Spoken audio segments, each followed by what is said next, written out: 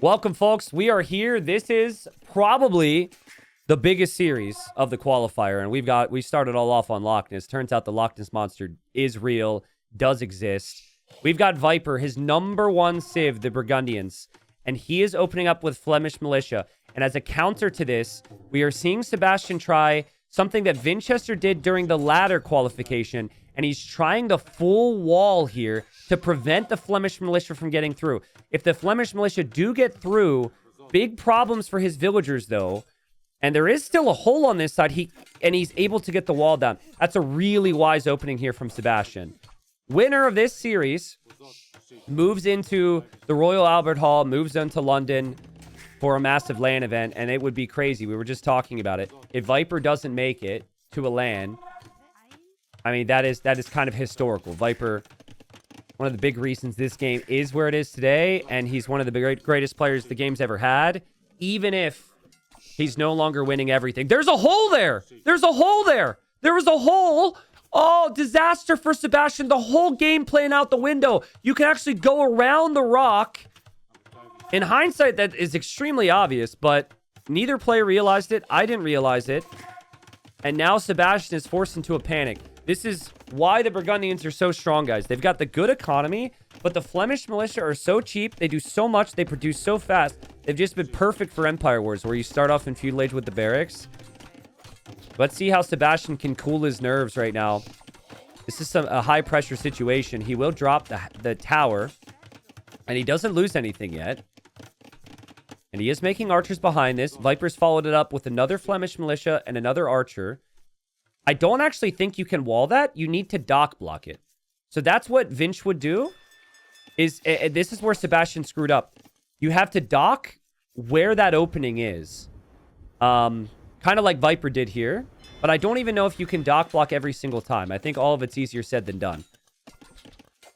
I mean, this is the perfect start for Viper, guys.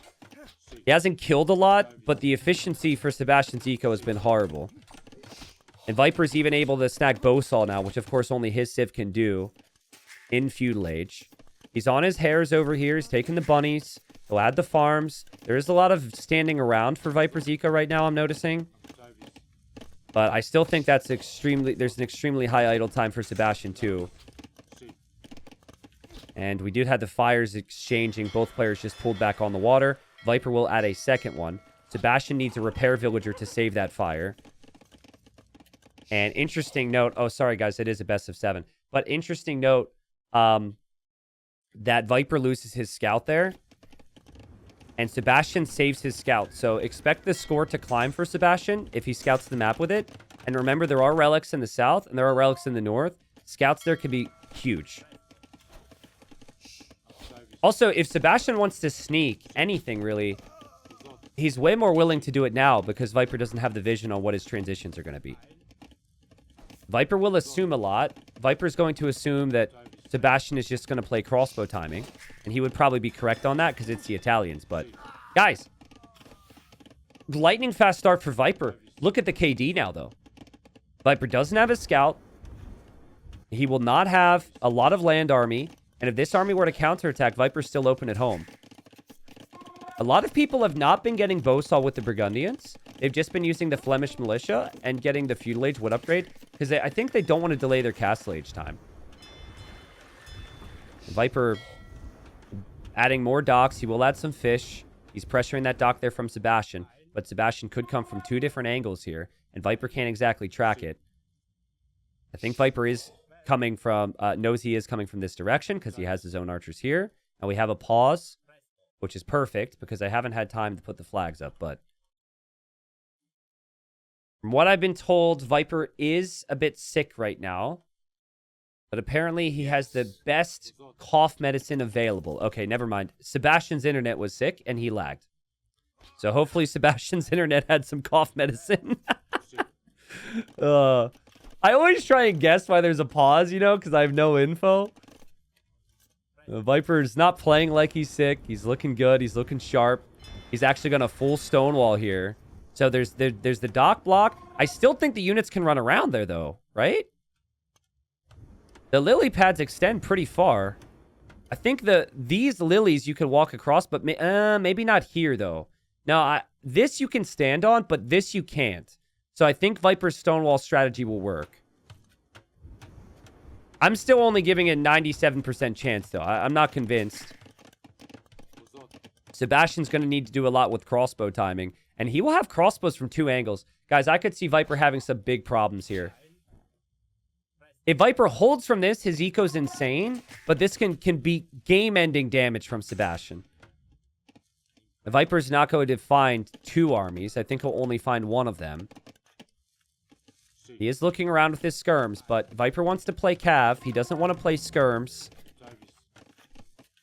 Viper just doesn't have the knowledge. He doesn't have the understanding. He will find a sneak dock there from Sebastian. That's a good find. He will find the archers here. That's also a really good find. And he also killed the scout over there, so it's actually not too terrible for Viper. He realizes he needs the armor on the skirms now. And now he adds a scout.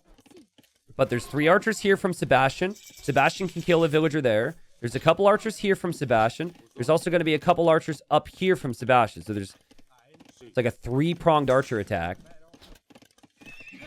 But they are all split up, which isn't necessarily a positive. You just wonder, does Viper have to tower right now? Sebastian also docking down here. So he really wants to come back on water. But he loses that fill. Cancels the dock. Viper has a lot of work to do to defend the back of his base right now, guys. I think for Viper, had he saved his scout, he could have played double range skirm here, and he could maybe have held a little bit. But he's found out a little late. He needs to continue down the skirm line, and he needs to panic up a town center. It can be messy for Viper, but if you lose 10 villagers, that's unacceptable. You still have the fish. You still have the water. Viper going to snag wheelbarrow. Viper getting elite skirm. Dicey, but he's probably fine. Bodkin arrow was late for Sebastian. Sebastian's going to play cav archers now. And Sebastian definitely hoping to come back on water. He got the cheap dock techs, which is easy for his civ to do. He doesn't have ballistics yet. And he also just doesn't have a very big army. And Viper's found him here. And Viper could maybe get a decent trade there, and Viper's found him here. But guys, expect this exact conversation maybe 7 games in a row. Viper's weakest point is early castle age these days. And that is the strength for a lot of players, especially Sebastian. He always hits you hard with the army in early castle. Here's the moment of truth. Sebastian wants to cross this. Can he actually do so? He just landed a really nice demo there. Can he walk around that dock? The Viper's gate is at 69%. That'll need to complete if he wants to pass. Viper's dropped the monastery here. He wants the relics. Sebastian's dropping a monastery there. Viper's already got a monastery down here, so Viper can grab 3 relics. And they passed! They passed, so the dock block doesn't work for Viper either. That's so annoying, man. But it evens out, right? The start was brutal for Sebastian. Both players have found out you can't wall that off that easily. The units might have gone right around. Skirmisher numbers weren't where what they needed to be for Viper. And you're just starting to see how maybe it's some of the nerves. Or maybe it's just the lack of momentum here for Viper. Sebastian, he's just playing so well right now. The second town center's coming up. He's coming back on water, sniping some of Viper's fish. It's just the KD is so good. Look at Viper's woodlines right now, and you're just not seeing the level of balance and details you really want to see. He doesn't have the 3rd town center possible because he used that stone for the wall, which didn't end up working for him. This is a positive for Viper, though. He was able to get one of the relics. Sebastian's bringing the cav archers down here to find out. Kills the monk, but that's still really nice for Viper's economy. And Viper's actually going to snag 2 from up here, too. So in total, there's 6. It'll be Viper with 4, and it'll be 2 for Sebastian. Actually, did I get the math wrong on that? No, Viper's only going to get 1 from up here. But those sneaky monasteries are pretty nice for the early game. Keep an eye out for the demos. But this is a far more comfortable position for the Italians long term. Italians, if they still have water, are always going to be favored here. And that's such a good demo from Sebastian. Beautiful micro. Viper will lose his fire. And here, I think they're actually going to trade evenly. Viper, do not use your demo there. And Viper's just still got his demo around. Where are Viper's skirms at right now? Viper's skirms are going this way. But he lost track of these cav archers. You know, the concern for me is the lack of... Well, okay, he has some skirmishers here, so maybe it's not too bad. But the cav archers were just in the south, so a big surprise down here is not exactly what you're expecting. Third town center coming up for Sebastian right now. Viper still ahead in resources collected. It's really just the KD that's a problem. But a lot of game to be played here. The 4 relics is really strong. Skirms in the north is really nice for Viper. And he's starting to get some control back. He'll defend down here. He's attacking up in this area. We'll push down some CA and probably push down the monk. Big thing you need to see from Viper right now would be the third town center. These games always go late. I actually don't mind 4th TCs on this map. Because it's just really hard to end the game quickly here. Guys, is it just me or is Viper's base really hilly? I feel like it's very unfair in that regard. Like, where is he supposed to place town centers? Look, there's hills everywhere. Okay, he found a spot there. But look at Sebastian's. It's like kind of flat. And he can place buildings everywhere.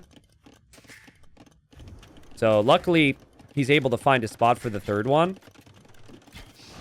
But unluckily for him, the skirmishers are, again, kind of out of position. They're just patrolling around down here. He does have a little army up here, though. And he is also really focusing on getting those relics right now, which is a very Viper thing to do, but I think it's huge considering the Civ matchup. Burgundians get food income and gold income from the relics. And essentially, there's these little side skirmishers before the main battles later on. I hope people like roasted skirmisher for dinner, because that's 5 skirmishers dead there on the shoreline for Viper. I think he's noticing the north situation. And just a whole lot of chasing with Viper's armies. Has yet to really get a groove going here. Like, to get into the groove, to get into a rhythm with what army he's making and control the game. But he might get those relics anyhow. I'd really like to see Light Cav from Sebastian here. I think he's going to opt for Imp. But I feel like Light Cav around either side could be really good. He's got a lot of gold, though, so maybe thinking about Imp. Yeah, there's the Ram from Viper. This is sick for Viper. This is really good. Viper needs a Cav unit for once. He needs mobility. The second Viper gets mobility, a lot of these issues he's had, just chasing, they'll disappear.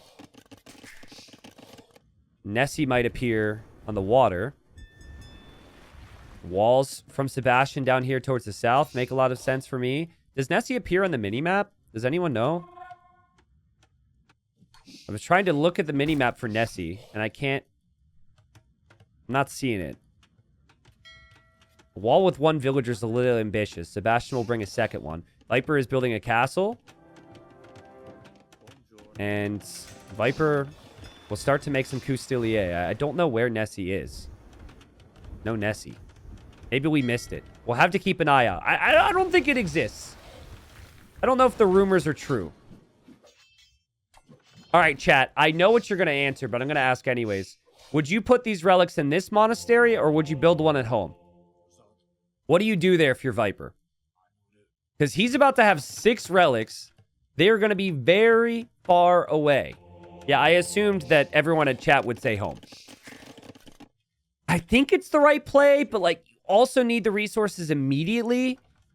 You really need your res, so...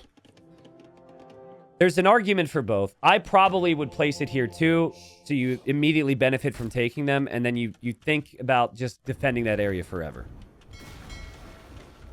But you gotta protect these with some walls.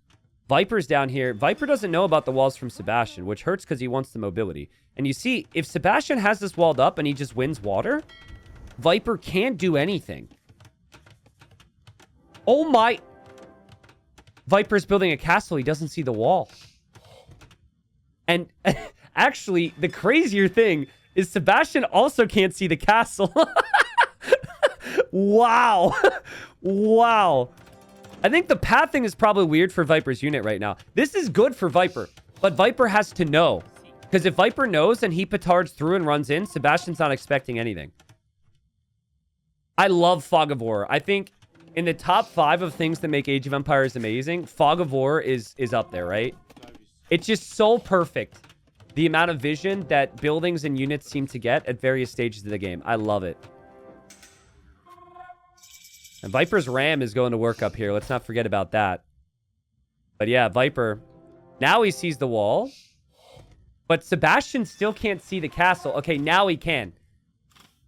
So I guess Viper probably assumes that he was spotted.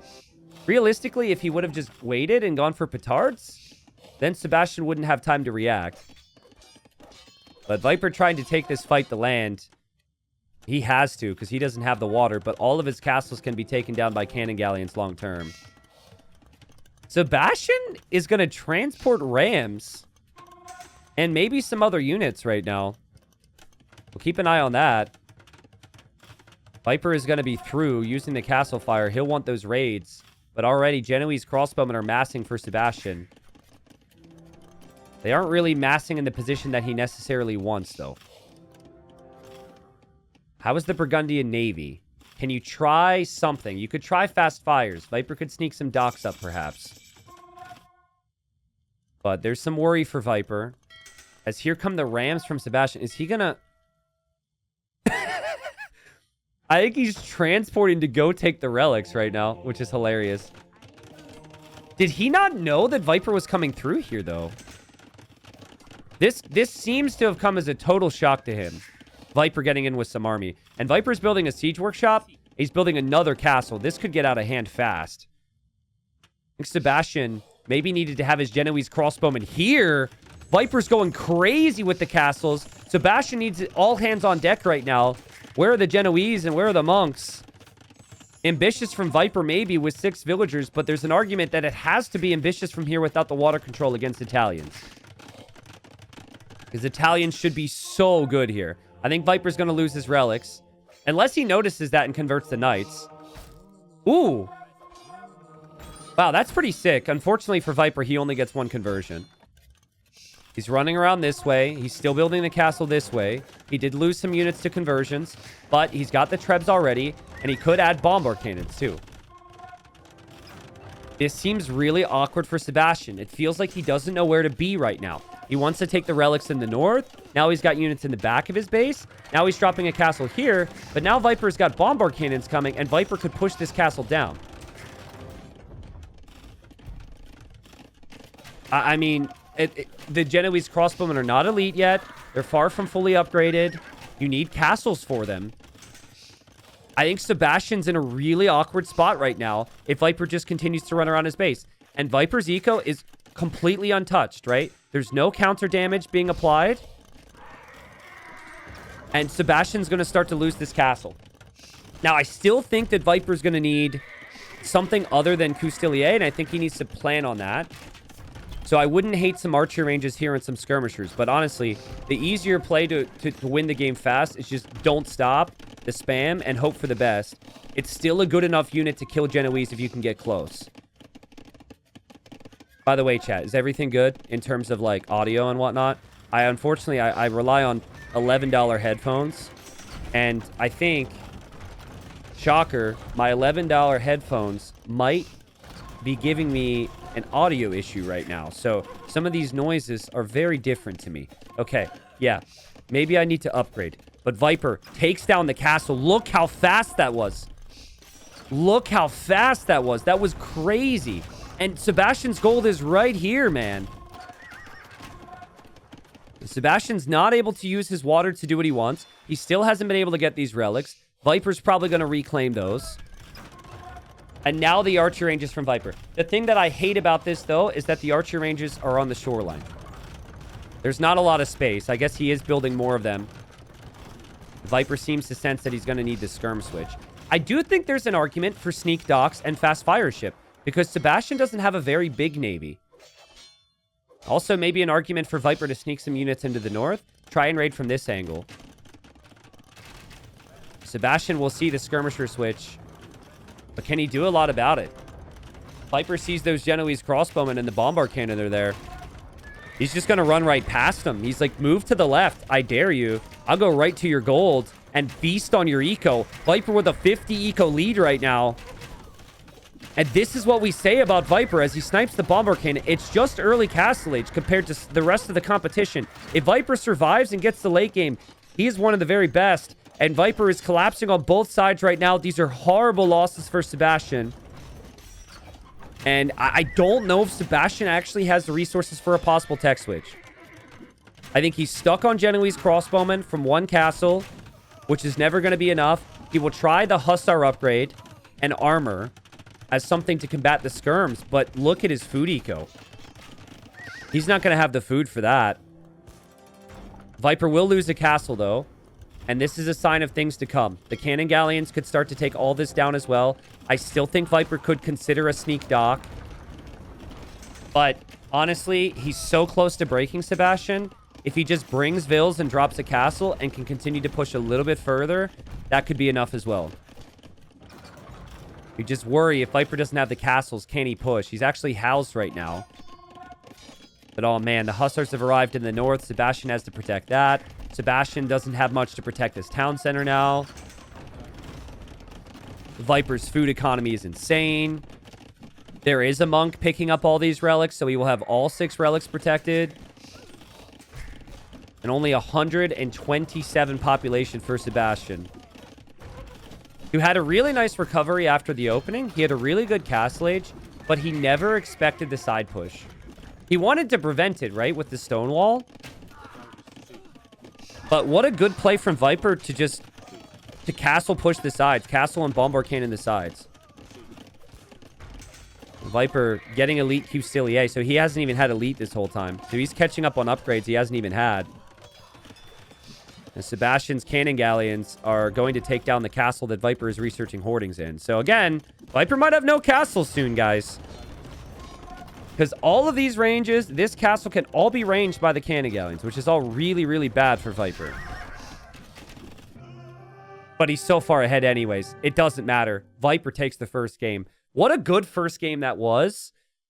I think the theme we saw in this game will continue on in the series. I think there's going to be moments where if Sebastian has a little bit more in early castle age, he can break Viper and get Viper off his game. But in this game, Viper started off strong. He got the relics really early. That was the one thing, as he was kind of wishy-washy at home, that he did a great job of. But man, this push was sick. Castle after castle after castle. And nothing on land ever gave him any real problems. It was the water that was the issue. But he killed the game before the water was going to have an effect. Guys, if Sebastian knew that castle was going up, if he had an outpost there, imagine the difference. That's so much time, right? You go all the way back to, when was it placed? To this point of the game, when he's building his first castle. If he had an outpost there, he could see the castles going up. He knows what Viper's going to do. He could properly prepare with his army and be ready for the raid. The other thing, too, was he did eventually get raided after this went down. But, like, he had a warning that Viper was going to come in, and he still had nothing there. So I think he went this way to get the relics, which was maybe a mistake. Viper built this. Viper didn't have a big army here. Viper had 6 Vils and 3 units. If the Genoese and the monks were all here waiting, that castle never goes up. So that was a risk worth taking for Viper, but things that could have gone differently for Sebastian. GG. So I'll mention it. I'll apologize. Apparently there was a transport ship maybe went down with a couple rams in the previous game. I just feel like Sebastian needed to simplify his approach. Tried to do way too much that previous game. But sometimes when it's a big moment, you try and do way too much. He did draft way, so he'll be weighing for sure at some point. We got Sebastian playing Vietnamese. We just came out of that set against Sato, where he played Vietnamese here perfectly. I think it's one of the best civs on this map. Mayans, we haven't seen that frequently, but I think Mayans could be really solid in Viper's hands. And Mayans also can be good against the Vietnamese. They are a good archer civ. The downside for Mayans is that Vietnamese are arguably the better archer civ with more HP. Also, they have the best skirms in the game to match the archers. But the Mayan Eagle, if they can get to El Dorado, it is almost impossible for the Vietnamese to stop. For that, though, you need gold, guys. That's the story of this game. We do have the Royal Albert Hall in the north. That gives you pop space, and that is nice. There's also the relics in the north, but Mayans need gold. If Mayans run out of golds, they could rely on their super strong skirms. I guess their skirms are actually competitive, but it's normally not a very good time for them. Thank you, Garriott, for the Prime. Thank you, Cassius, for the 16 months. Albatross, thank you. He says, maybe this resub can help you upgrade your headset. You know what's weird? My audio's fixed now, but maybe it's just because, again, the headphones are screwed up. That's probably what it is. Swivel Hips, thanks for the 14 months. Henry, thank you. Burrs the Gray, thank you. You guys are legends. Appreciate you, chat. Viper just casually getting those walls down, mixing in the occasional eagle with some archers and skirms, and that's a great find for Viper. That's such a good trade. That is so good. He's going to kill it all. He's going to kill it all. He does lose one unit. Maybe I got a little excited there. The KD doesn't make it seem like that was important. I felt like that was good value for Viper. You got to consider Sebastian can't make another scout, right? I thought what would happen there was Viper would not lose that archer. But it's okay. It's a big moment. It's all right to get excited. Viper still needs to work on some walls here in this area. And Sebastian is going to be pretty much fully walled here in a second. No eco damage taken from either. Mayans with the slight lead because the resources last a little bit longer.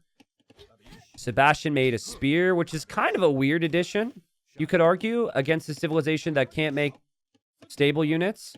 And he's clicked behind his walls. What's going on here for Sebastian here? He clicked behind his walls. He runs into Viper's army. But he actually ends up recovering from that very nicely. That could have been 2 archers down, and instead he kills one. And ends up being fine. Viper might feel inclined to play something other than archer because of the strength of the Vietnamese archers and eco. But you can't play eagles against walls that easily. Hey, T90, what resource does the Albert Hall give? Okay, so Leaf, this is your first message on the channel, so we're going to cut you some slack. It is not the Albert Hall. Chat, say it with me. It is the Royal Albert Hall. You can't skip over the Royal. The people from the UK get really upset. Royal Albert Hall.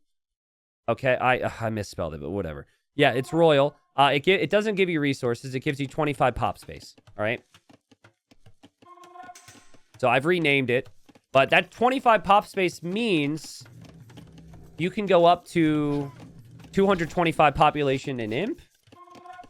And also wood can sometimes become an issue on this map. So it's a good area to have for the additional wood lines. And then you also have the relics here. All right. Thank you, Chuck. Where would I be without your compliments, Chuck? Thank you. I don't even know if people who see that resub message understand the meme, but I appreciate you, dude. I think that I said that one time in one video, and you say it with every resub now. Look at Viper. Bringing villagers out very confidently. Like, he wants to go for a siege push from this middle area. He will be in Castle Age faster. And both players sold their stone at the market to get up quickly. Viper's still running around. I don't think Sebastian sees the villagers. But he just knows how important this position is going to be. And he wants to cut Viper off a little bit. And now Viper's up. Still not sure what army Viper's full committing to. It feels like he still wants to play crossbow. A crossbow and then a siege workshop would make sense. But once Sebastian is on upgrades, if he goes crossbow and elite skirm, the only real thing he's going to have an issue with is the siege. The eagles for Viper are nothing but a distraction right now. They're not strong enough to do anything. Viper's upgrades are really late. He's in Castle Age. He still doesn't have Bodkin Arrow. That needs to come in. He is getting elite skirm just now. Going to assume that Viper realized he doesn't have Bodkin, but I don't know, guys. He's getting all the other upgrades first. Viper might believe he has Bodkin Arrow when he does not. There's the siege workshop now. Now, what Sebastian likes to do in these instances, he likes to be very reactive, stabilize, and then push out. So if he continues to chase Viper and try and lock down this army, he can run right into a Mangonel. But, yeah, like we said, early Castle Age, I consider Sebastian to be the better player. But here comes Viper. And you're just never expecting a Siege Workshop there. That was such a bold move from Viper. And, oh, Sebastian noticed it. And that's crazy micro. Where are the vills for Viper? Where are the vills? The vills are gone. No repair vills. The villagers went home. The villagers went home. And I don't think he was ever expecting that level of micro from Sebastian. That was so good. Again, that was a surprise to him. The Mangonel was kind of perfectly timed. But Viper loses everything there. Not what Viper would have wanted. I think his villagers walked away. You're almost instinctively tasking villagers that are idle back to work. And sometimes I find with the forward, I accidentally send the villagers forward, which is why a lot of times players will just build houses constantly with one vill. Now you're chasing, right? Like now you don't have an army, so Sebastian doesn't have to be worried and chase it. And now your Mangonels have to roll all the way home. And yeah, still no Bodkin era for Viper. He thinks he has it.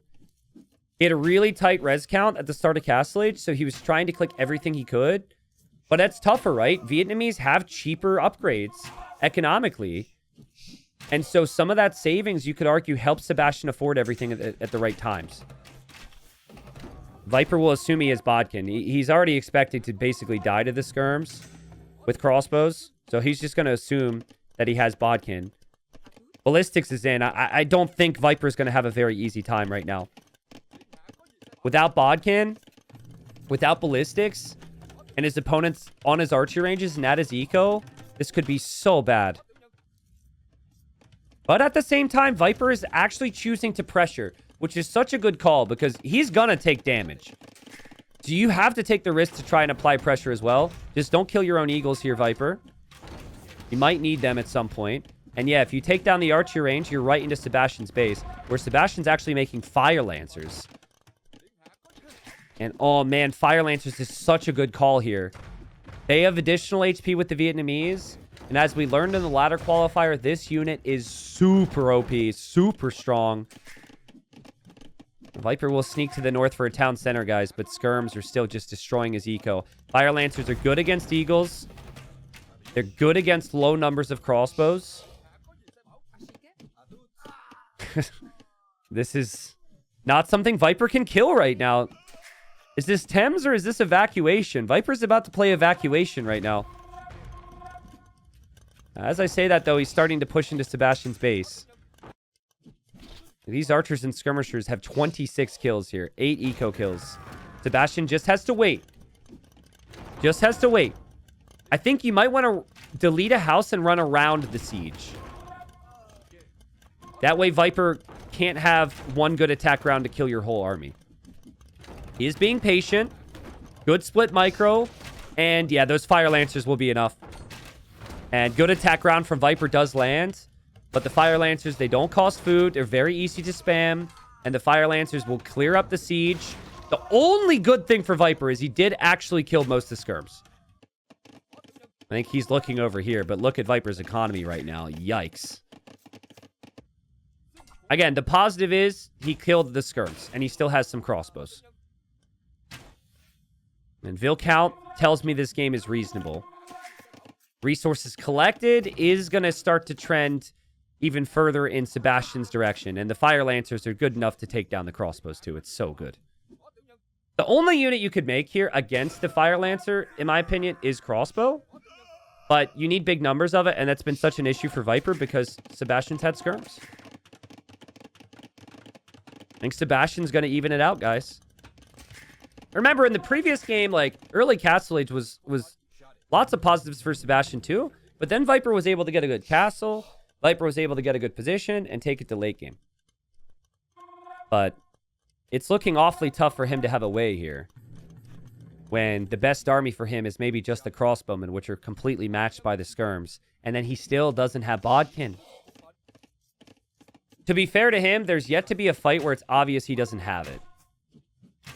Okay, maybe right here, he tries to patrol and he's expecting his skirm to hit, or his crossbows to hit, and it's not.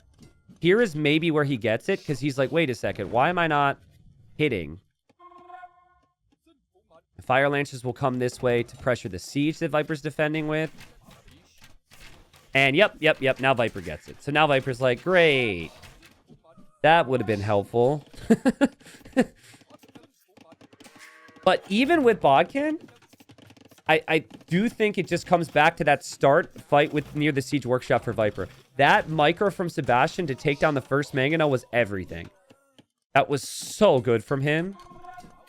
I don't think that changes if Viper has Bodkin. Sebastian's just so good, man. 3 TCs. He's on stone now, so maybe thinking about a castle. Maybe thinking about rats and archers. The Vietnamese are just stacked. They've got elephants if they have a lot of gold. They've got the Fire Lancers. They've got the Imperial Skirm. They've got Haubs. They've got Ratans.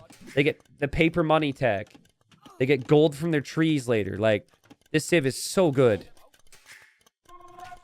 Mines historically are really good as well, but it's a lot of how the game flows. Vietnamese can match. Yeah, hopefully my Zero Elo uncle's listening to me right now. He's like, oh yeah, nice. I've chosen the right Civ. Uncle's been on the grind, too. I don't know if he's played as many games as Viper and Sebastian this week, but it might be close. Viper will have the crossbows spotted down here in the south. That was his counter damage that he really needed, and he calls the GG. Guys, I need to go back to that to just show you. I think that it was a really good game plan from Viper, and this game is even here, okay? And Sebastian, he doesn't know about the Siege Workshop. This little terrain change, that is a casting thing. That's not in-game, right? So this comes as a complete surprise. And at this moment, you're normally doing a lot of different things. So you're balancing your eco at home. You're thinking that, oh, I've got him trapped. I'm going to kill his army. So sometimes you can prioritize and look back at home. And he finds out, and the micro was just disgusting. And to be honest, Viper's going to regret how he ejected the Mangonel. I think Viper got overly excited, thinking it was too good of an opportunity, and he went out too forward. Maybe needed to eject to the side, but then he doesn't protect his army because his army's too far forward. That's the thing about siege pushes, is it has to snowball. Losing that first Mangonel meant his whole army would go down as well.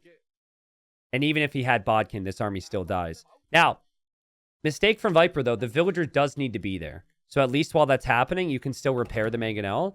So you have the villagers there. And then it's like villagers now repairing, and you can maybe survive a little bit longer. But yeah, that was the difference in their buildup. And Sebastian's micro was the difference. And then, of course, Vietnamese have good bonuses. But Fire Lancer was a great switch. The skirm numbers were perfect. The eco was perfect. We've got ourselves a series, guys. There's no way either player was going to sweep the other here today. They're both just so good. So it's possible this Civ was played a little bit by somebody during the last chance qualifier. And maybe I missed it. But this is not a Civ that we're seeing in the blue that is played that frequently in present-day Empire Wars. Now, the reason I think it gets picked is because your wood buildings are discounted, or, sorry, more specifically, your archer ranges and stables cost less wood. So you can actually open double range. And on this map, as we actually see a tower out here from Sebastian, there's foxes, and the map is overrun with foxes, which I've heard may or may not translate to real life. And if you take the foxes, you get gold. And it's way faster than mining gold. So the villagers always start out here. You have 4 villagers on either side. And I've tested it. You can't leave the gold. Like, if you just try and save your vills and leave the foxes, you're down 500 res collected later on. Viper's fox got kind of boxed in there. So far, not the most efficient foxing for Viper. But yeah, Viper needs to find out what on earth is Sebastian doing here. And also in the back of your mind, you do need to remember that the second town center is possible for the Cumans in Feudal Age. But with that tower being placed, I kind of doubt that. Viper is going 2 barrack eagle production right now. And he gets an early snipe on the 1 villager. And at least for now, that's such an important find. He also knows there's a tower. That's an important find. And Viper's villagers are actually leaving. So let's see if Viper's gold income is going to be there.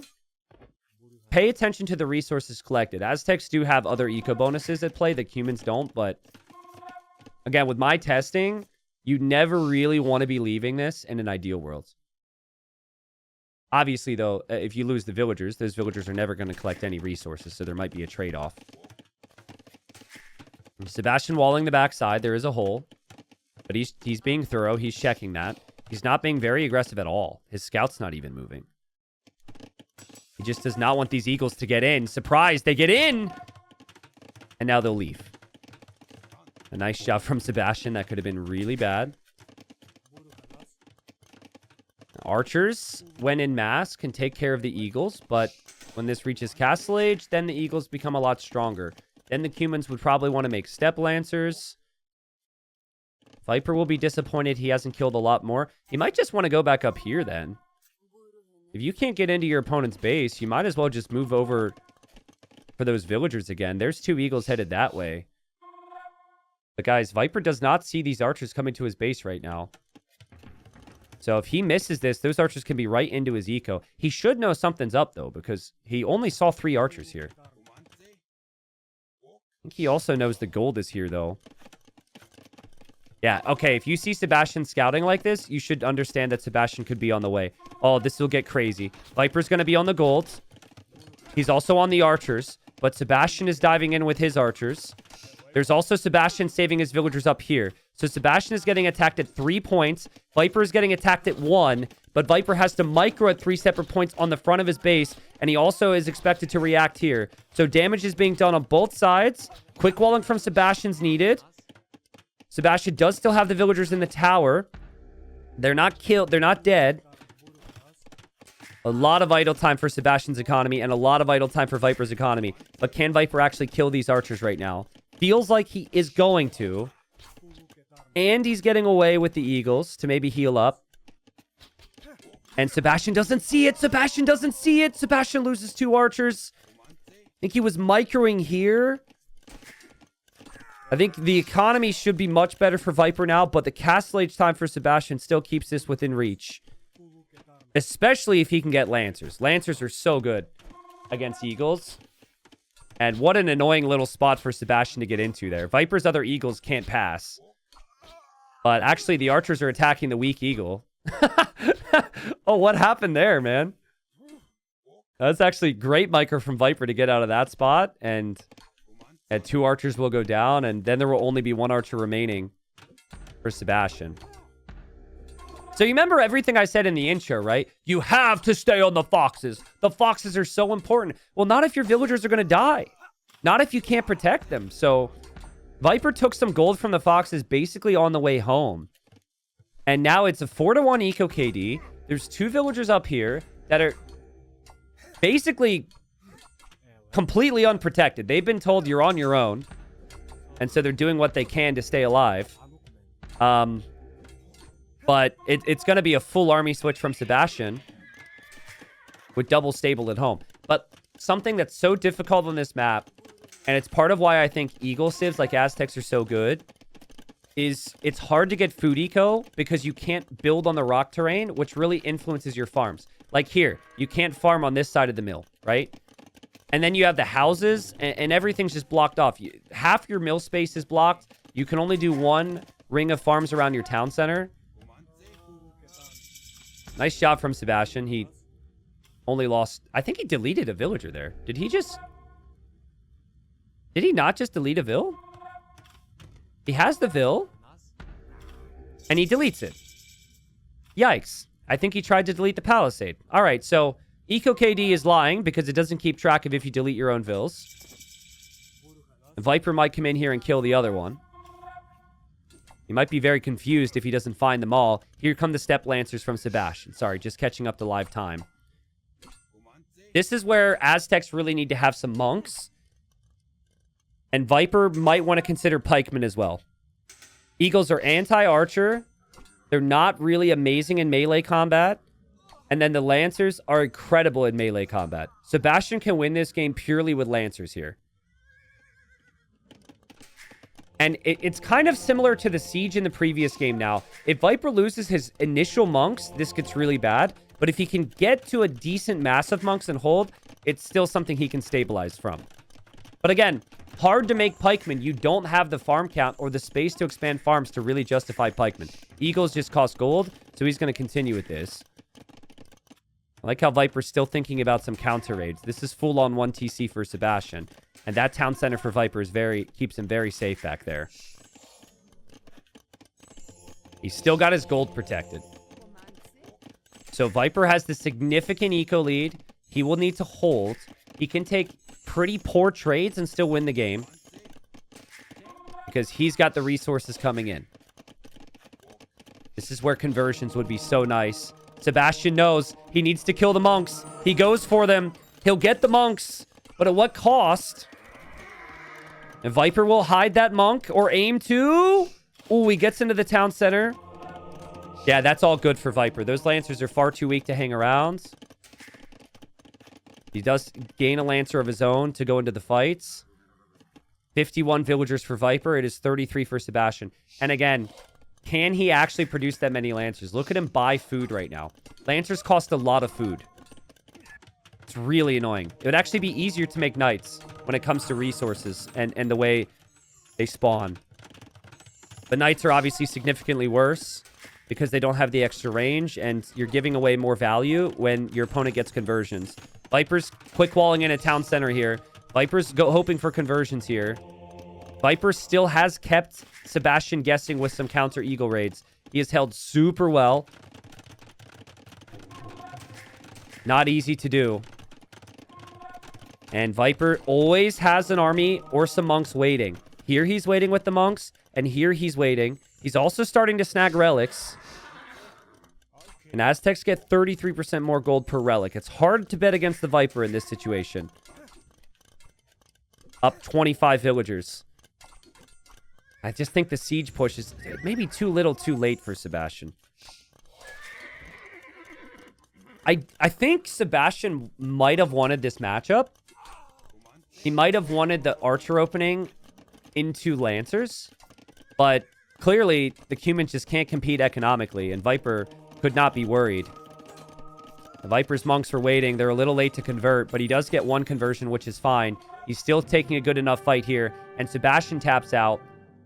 Viper responds and goes up 2-1. That was a really good game from Viper.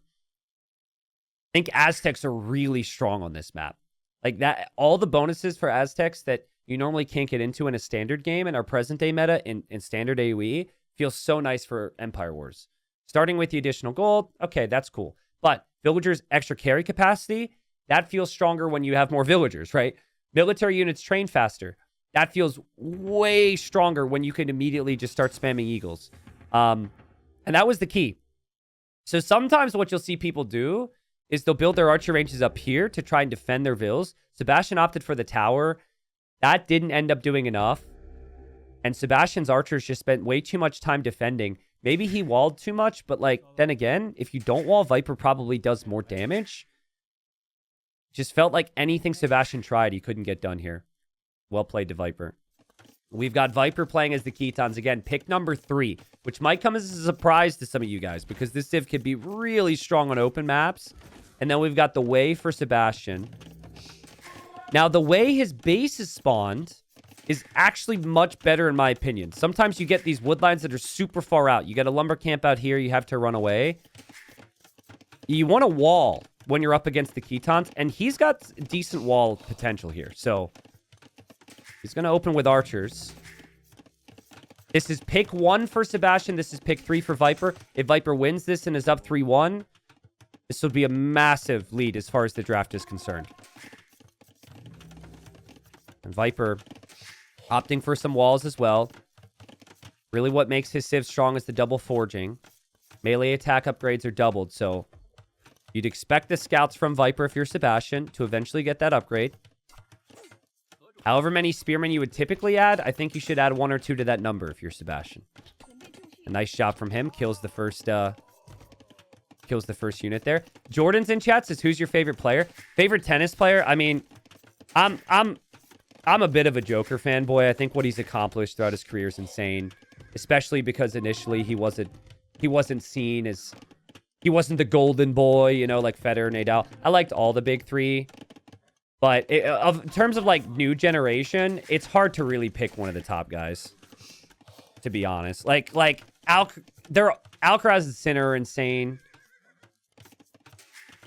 But I love to see players really have great late ends to their career, which what Joker's done is unbelievable. But I don't think he's going to be getting many more wins. Sinner is boring, though. Yeah, but he's clinical, so I like them both. I like them both. Again, I don't really have, like, a favorite, I guess. I also like some of the American players. Some of the American players are fun. It's good to see some of the American players rising up as well, so. So Viper doesn't have forging. That option's still there, but when there's walls, maybe he doesn't feel like it's needed. He will make a couple skirms. It feels like this is exactly what Sebastian would have wanted. His walls are down. He doesn't have scouts running around his base. Viper's not fully walled himself. Again, you look at Viper's base. I don't think he felt like this was ever super realistic for him to get a full wall. But he opted for the aggression, which hasn't worked out. The skirms are on the way. Viper seems to expect Sebastian will be coming from this side. And Sebastian just soaking up all the eco upgrades, man. Even snagging wheel. Which you don't see a ton. But I like it here because you also get the additional Vil after the upgrade completes. I think that's a really good fight for Sebastian. Sebastian does not need to kill villagers with this army. He's ahead in Vils. That's already a guarantee. He just needs to keep Viper here, force reactions from Viper, make life difficult for Viper. And that's what he's doing. And just a quick glance back at the eco. Eco's looking fairly balanced. The gold is on the front, which could be a problem. But even this, guys, like both of these golds are in the back. It's a crazy map. And he's made the most of it. And yeah, Viper might... I think the better play here, if you're the Snake, you're pushing this army away. You need long-term walls now. A wall here makes way more sense than the house wall here. Viper will still have a really nice castle age time. I just find it so interesting.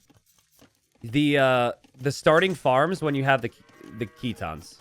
It looks so weird.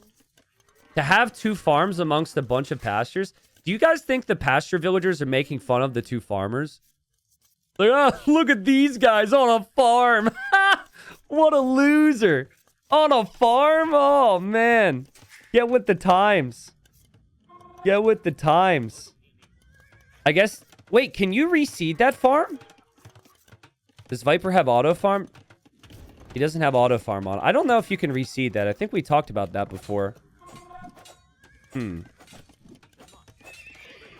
mean, the expectation typically is that you're going to see Jean Bays from the way.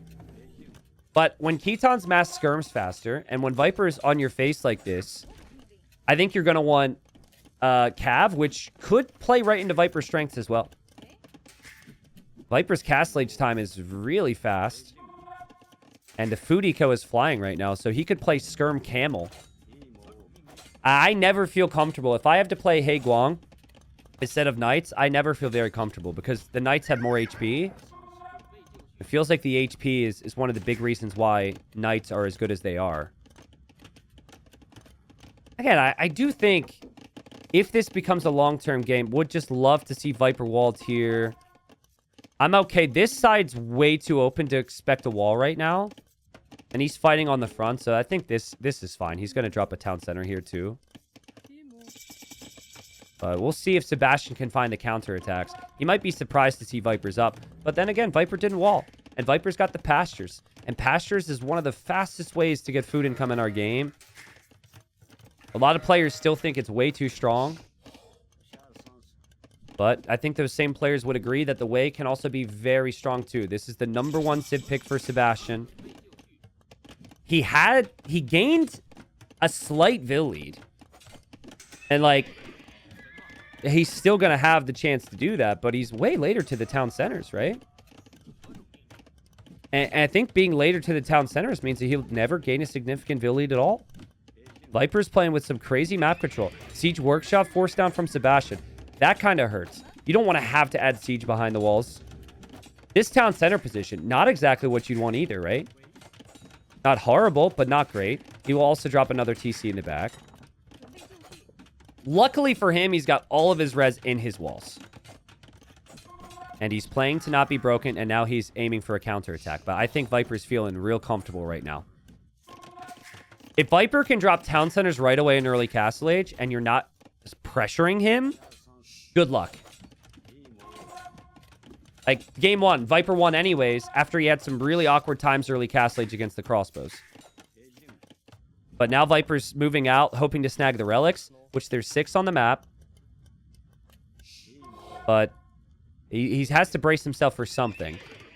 He saw the flag on the stable, so I think he expects the Haiguang, and he's got a camel out. But, like, call me crazy, but I still do feel like this woodline's a liability, and a slow house wall this way would make me feel a whole lot more secure that he can't be counterattacked. Guys, that's a figure of speech. If I say call me crazy, I don't actually expect you to call me crazy, but it's okay. You didn't know. Now you know for next time. Viper should snag a couple relics, but he's moving out looking for those relics right now. I don't know if his map control is going to be quite as secure as he believes it will be. Ooh, Viper loses the monk there. And here comes the army. Viper just over-chopped. I just watched that tree get chopped. Could still be a hole there, but Viper noticed that. Wow, great awareness. But guys, his skirms are all out of position over here. He's thinking about the relics. He's thinking about the relics, which is a good thought, but he needed his army at home. Sebastian was always going to have some resistance here. Sebastian had the flag. Sebastian had double range. I think Viper just really underestimated Sebastian. And now the fact that he is not protected, the fact that he is not walled on the right side could become an issue as well. He's just going to leave the wood line. But there's a hole! You don't actually want to convert the Janbei. You want to convert the Haiguang if you can, but the Haiguang aren't over there. Viper does get the conversion. Viper will hold. Now, the nice thing for Viper is he can mass skirmishers really fast out of 1 archer range with this Civ. So that's a good thing for Viper. He actually canceled the production of them, though. He did have skirms. Canceled the production. He's sniping the Janbeis. A little sloppy for Sebastian. I don't think he's expecting to lose his units this quickly. That's an okay trade for Viper. Viper won't be disappointed with that, but he might be disappointed with this. Oh, man, he needs army, guys. He needs army. He needs army. He's been a 1 archer range, 1 stable. 2 archer ranges, maybe. 2 stables from Viper. Panic mode for the snake. Just realizing Sebastian didn't have ballistics or bodkin. But Sebastian's eco is looking so smooth behind this. Completely untouched. All the eco upgrades you could want. I do not think this game ends here. There is no way Viper gets broken on this map. When they're this far apart, there's no potential for a siege push. And he will get some relics. I could have sworn he had one over here. I don't know where the monk went. There. Okay, so now he'll have 2 relics. He also has a scout up here. This scout could deny some relics from Sebastian. And I really believe, I think Camel Skirm is actually the better comp here. But the issue for Viper is getting the numbers. A nice quick wall there for Viper. He needs the numbers and he needs the upgrades. Yeah, I think Camel Skirm makes it really difficult for Sebastian to engage. Because the Haiguang only have 92 HP. They're like so fragile compared to a knight. Viper's dropping the stables now. I expect a big explosion of military. Look at this. Viper's going from 1 range, 1 stable to triple stable, triple archer range. But is it going to be fast enough? Because Sebastian is coming forward. Is he actually going to try a forward castle? Oh, man. I thought this would just be a defensive castle. He would play the late game. He's going to go forward. If Viper made more camels right now, this could be denied. Oh my god. I don't know about this. The Haiguang are so weak. They're so low HP. Viper's got a rocket cart right here as well. There's also a choke point. I don't know, Sebastian. He's gonna send it. He's gonna send it. There's the castle. Viper will make army here. Sebastian obviously has to complete this castle. Look at Viper's micro with the camel. I like that. The castle. might not end up going up even if the siege is gone. Let's see. The Haegwang are going to go down. The skirms are there. There's cav archers coming from Viper. The Haegwang are gone. Is there enough from Viper to stop this? It's 60% for Sebastian. 70%. 75% it'll go up, I think. Yes, it should. And if it goes up, it's totally worth it because it'll immediately kill off the rest of Viper's army. Man, what a play, dude. That's some crazy energy from Sebastian. Clearly shows he's got faith. And he's going to go for 2. He's going to go for another one. I don't know what Viper does now. That completely changes the game. Viper's relics don't matter. Viper's imp comp completely changes. He can't make camels next to this. Tiger Cav can come out against the skirms too. I don't think Viper has enough to stop the next one. This just completely stuns Viper, and it punishes the fact that he didn't have the army numbers a little bit earlier here. The regrets for Viper will be losing those skirmishers on the side and just underestimating the amount of army that Sebastian was going to bring out here in Castle Age. What a play, man. We might get a triple. I mean, Viper's imping. So his way out of this would be to treb this down. Sebastian staying in Castle Age. He's going to play full Tiger Cav. Sebastian just checking the sides of the map with outposts. Viper's playing as Cav Archers. Not so good against Tiger Cav. But he does have TCs everywhere. He does have the castle. So, I mean, maybe. But if Tiger Cav get into the back, and the back is very much open still, Viper's got some issues there. And look how strong these Tiger Cav are underneath the town centers. They don't even care. It's a very strong unit. Well, chat. It's my favorite strategy. Imp into GG. I think that's where Viper's at right now. He's got like 40 idols. He's about to lose a town center. This town center can't work. Can't get enough army over here to defend these vills, though I guess some of them are still working. Sebastian might need to chill and go imp at a certain point. But I think he'll be very happy with how much damage he's done and how inefficient Viper's economy is. And what's Viper going to do? He's going to make a treb to take these castles down? Well, that sounds good in a normal circumstance, but you need the army to actually protect the treb. And that's a problem because, as my capture age glitches, Tiger Cav can just run underneath here and snipe the trebuchet. So I really think Viper's only chance, he actually has to fully wall in the treb. There can't be any gaps. And he's got the right idea to make a couple camels. But my God, what a push from Sebastian. That was ridiculous. And is he finished yet? Oh my God. Okay, we got a triple, baby. We got a triple. Maybe the only spot of Viper's eco that was somewhat secure was over here. So Viper hits him. Sebastian is going to have 3 castles on his face, and he's on the way to imp himself. Left side, Viper tried to get back to work, gets completely massacred. Not a chance, not a chance, not a chance. And in a best of 7, to get to Red Bull, you want that drama, guys, and we are going to have it here. It's going to be 2-2. Has to be. Has to be. I just do not see a way back from Viper. He can't get anywhere close to this. There's just too many castles. Sebastian can lose 2 of these castles and still be completely fine. Well, Viper's going to build his own castle. Viper does have his trebs kind of walled in. So that's nice. He will have Bracer, which is a good upgrade, which helps the castles and any cav archers he has. So that's also a good play. Sebastian debating on if he wants to build another castle. He's bringing his whole army in for these trebs. He's also bringing rams right now. Really awkward pathing in here. Viper walls him in. Viper walls, well, he doesn't wall them all in. The other treb is still alive. Oh, and he adds a rocket cart. The rocket cart can actually take the rams. Okay. I mean, you're saying there's a chance.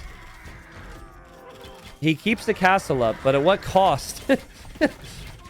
I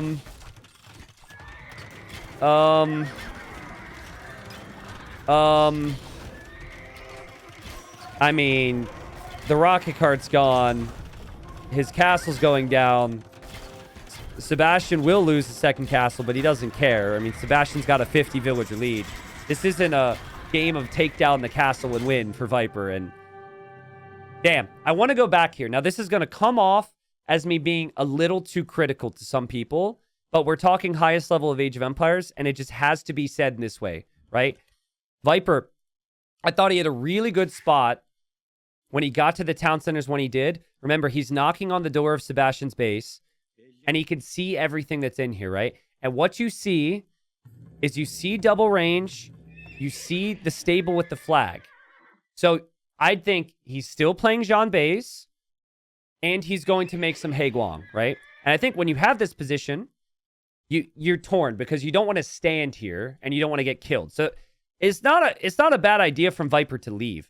But I think if you leave, you can tell there's a mental shift from Viper. He's just like, okay, we patrol around to get relics now. You have to keep an eye on this, and you have to keep your army alive. This game was, I think, a game that was still very close, but is one that Viper holds if he has more army in the middle. And even when the army showed up and attacked, it still wasn't the end of the world. But I think Viper was a little late. I think he over-queued Vils, maybe. It's hard to keep a grasp on that. But imagine if some of that extra food went into an armor upgrade for a camel, went into an extra camel or two. Imagine if, remember he went from 1 range, 1 stable to 3 and 3. Imagine if he added the second range and the second stable. Like that's, and then the castle gets denied because this was very close to not going up. That was really risky from Sebastian, and then the game changes. So Viper was about to explode with eco at that point. This is what the eco looked like then. He still had a lot of food collected, but well played from Sebastian to push it, man. That's some crazy energy in this moment. Sometimes you could be so scared to do that. So Frank's so rarely played at high-level Age of Empires. And guys, I gotta say, I cannot believe they never balanced out the boars on this map. This happens every single time. It was talked about in the MBL interview. Viper and Sebastian went forward to try and get the boars on this map. There's only 3 of them. There's always 2 on one side of one player. And so Viper just gets unlucky, and he will be down 340 food because of the scripts. We have a pause now, and it's pretty early. So I'm wondering if there's a bug somewhere and an admin has joined their voice channel to tell them something. Vipers? Actually, Viper doesn't have a lumber camp, right? Yeah. Oh, wait. No, he does. It's over here. I mean, players already complained about the boars. That shouldn't be a thing. If you're going to have the boars on the map, it should be 2 and 2 on either side of the middle. Okay, something happened. Let me see. I think, oh, wait. No, my game went out of sync. My game went out of sync, so I got to rejoin it real quick. Okay. Can't wait till we're in the Royal Albert Hall and the game goes out of sync when we're trying to spectate the finals. Can't wait for that. But yeah, I think I just need to rejoin, and hopefully it's fine. This is a bug that's been happening when spectating. Let's try this again. If it goes out of sync, there's something I can try, but I've already done it. Okay, so that's so weird. But, oh man, man-at-arms and archers from Sebastian. Viper needs to damage control. This is some crazy pressure from Sebastian. Remember, he has the food. And the other cool thing about the map is there's a lot of berries on this map, which means he can just flood villagers onto mills to get food income with the berry bonus of the Franks. So actually, both these civilizations have bonuses if they're on berries. You get some wood income one on berries with Portuguese. Portuguese are the more standard play, though, because you typically see a lot of crossbowman timing on this map. But I like the fact that Sebastian's tried to change that. Now, it's similar for both, but it does feel very doable if Sebastian scouts the edge of his map to actually wall towards the TC. For Viper, especially with all this pressure, this is really difficult. That northern side is really open for him. Man, the theme from Sebastian has just been pressure, pressure, pressure, pressure, pressure here. And KD's still pretty close. That's a nice clear up from Viper on the side. Viper doing a decent job at keeping those archers alive, and he actually saves them. I think the man-at-arms still being there, though, gives a lot of value to Sebastian's army. Viper can't realistically mix in any scouts right now and love it, but it is something against fully armored skirms you're going to have to consider. Look at the HP on Viper's archers right now, guys. We've got 176 HP, 170 HP out of a possible 300. This is brutal, but he gets the quick walls. And he does have the hill bonus. And the KD's still close. Sebastian just flooding the skirms. What a build. Double range skirmisher. Crazy. And the thing with Sebastian, he's always got units in queue. Always. And I think you can have even better micro here because you can just plop villagers on the mills and you don't have to look at it, right? You don't have to add the farms like you would in a normal situation. He's on 6 man-at-arms now. And what a win this would be for Sebastian. This is one of Viper's best civilizations in his draft, but also historically, if you think about Viper in tournaments, he has loved the Portuguese for a long time. I'm guessing his win rate with Portuguese is better than most other civilizations in the game. And Sebastian is going to take this fight, and Sebastian whittling down the archers. Viper will bring his villagers to help him clear this, but there's just too many man-at-arms. There's just too many skirms. And Viper Scout Edition is not enough. And Sebastian, he's on the way to Castle Age. Double stables going up behind this. Again, 2 farms. He's got tons of villagers on berries, though. Obviously, he's going to go into knights. Viper needs to kill this right now, and then he needs counter damage. Or he needs counter damage now, but it needs to be fast. Just crazy pressure from Sebastian. I think Vipers play really well against it, too. Like, really well against it. But in terms of pure military units, the man-at-arm opening gives you a little bit more power in numbers. And then you force a million reactions with quick walls. You force Viper off the berries, so Viper can't go to the berries at the same time. But it was the continuous man-at-arms that was really a surprise to me. He even went for armor, too. And look, that's not a bad trade for Sebastian at all. He just wants to kill most of the archers. Well, okay. He doesn't kill most of the archers, but still, just the amount of time that he's had is crazy. It's triple stable for Sebastian now. I agree on the boar conversation. I agree. I mean, players gave feedback. The boars should be even, but the boars was unlucky for Viper. It definitely gave Sebastian the lead. It definitely had some type of an effect. Is that the entire game, though? No. It's disappointing to me that it's even something that has to be brought up at this point. But I would agree. You went skirm, man-at-arms in Sebastian's situation, and armor, and attack, all that stuff. That costs food, right? And we still have some skirms out for Sebastian. It's going to be +2 armor knights. Can Viper hold? He can't move out with his archers. He just can't. There's way too much strength out there. And everything needs to be protected. Oh, no. He's repositioning these vills to keep them safe. This would be game ending. He's already so far behind. He needs the re-wall. The knights are like, what? Where are the vills? Okay, the knights find out exactly what happened. We've got the knights and the skirms now from Sebastian on the gold.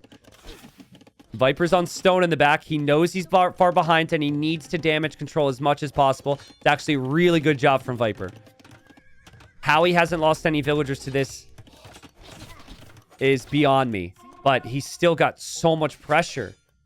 And what he's not doing is he's not feasting on the berries. He's not working efficiently. He's dropping towers to keep villagers alive. He's got to hope now that crossbow and bodkin's enough.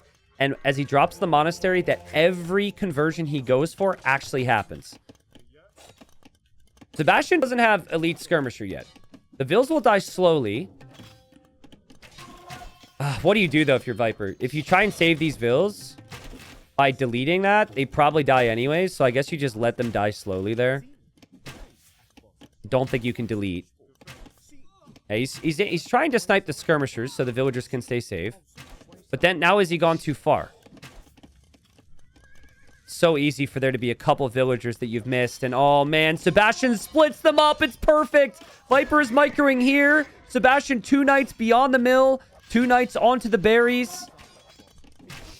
That was calculated from Sebastian. He knew Viper was busy. Split up the group perfectly. And now he's on the gold. This is over, guys. This is over. Which would mean that Sebastian will be 1 win away from booking his ticket to Red Bull and knocking the Viper out of the main event. Again, for many, Viper, like, is Age of Empires. Or, you know, is the reason the game has returned and the reason the standard became the standard. And, you know, the list goes on. For Viper not to make it would be crazy. But Sebastian's style is just so good. His pressure is so good. He's 23 years old. He's such an improved player. The last 2 to 3 years has been a crazy rise for Sebastian. The first time they ever played each other in a tournament was about 2 to 3 years ago. And I remember being like, man, this guy's got potential, but to fast forward in time to this moment, have this be the conversation is crazy. Viper needs every conversion possible.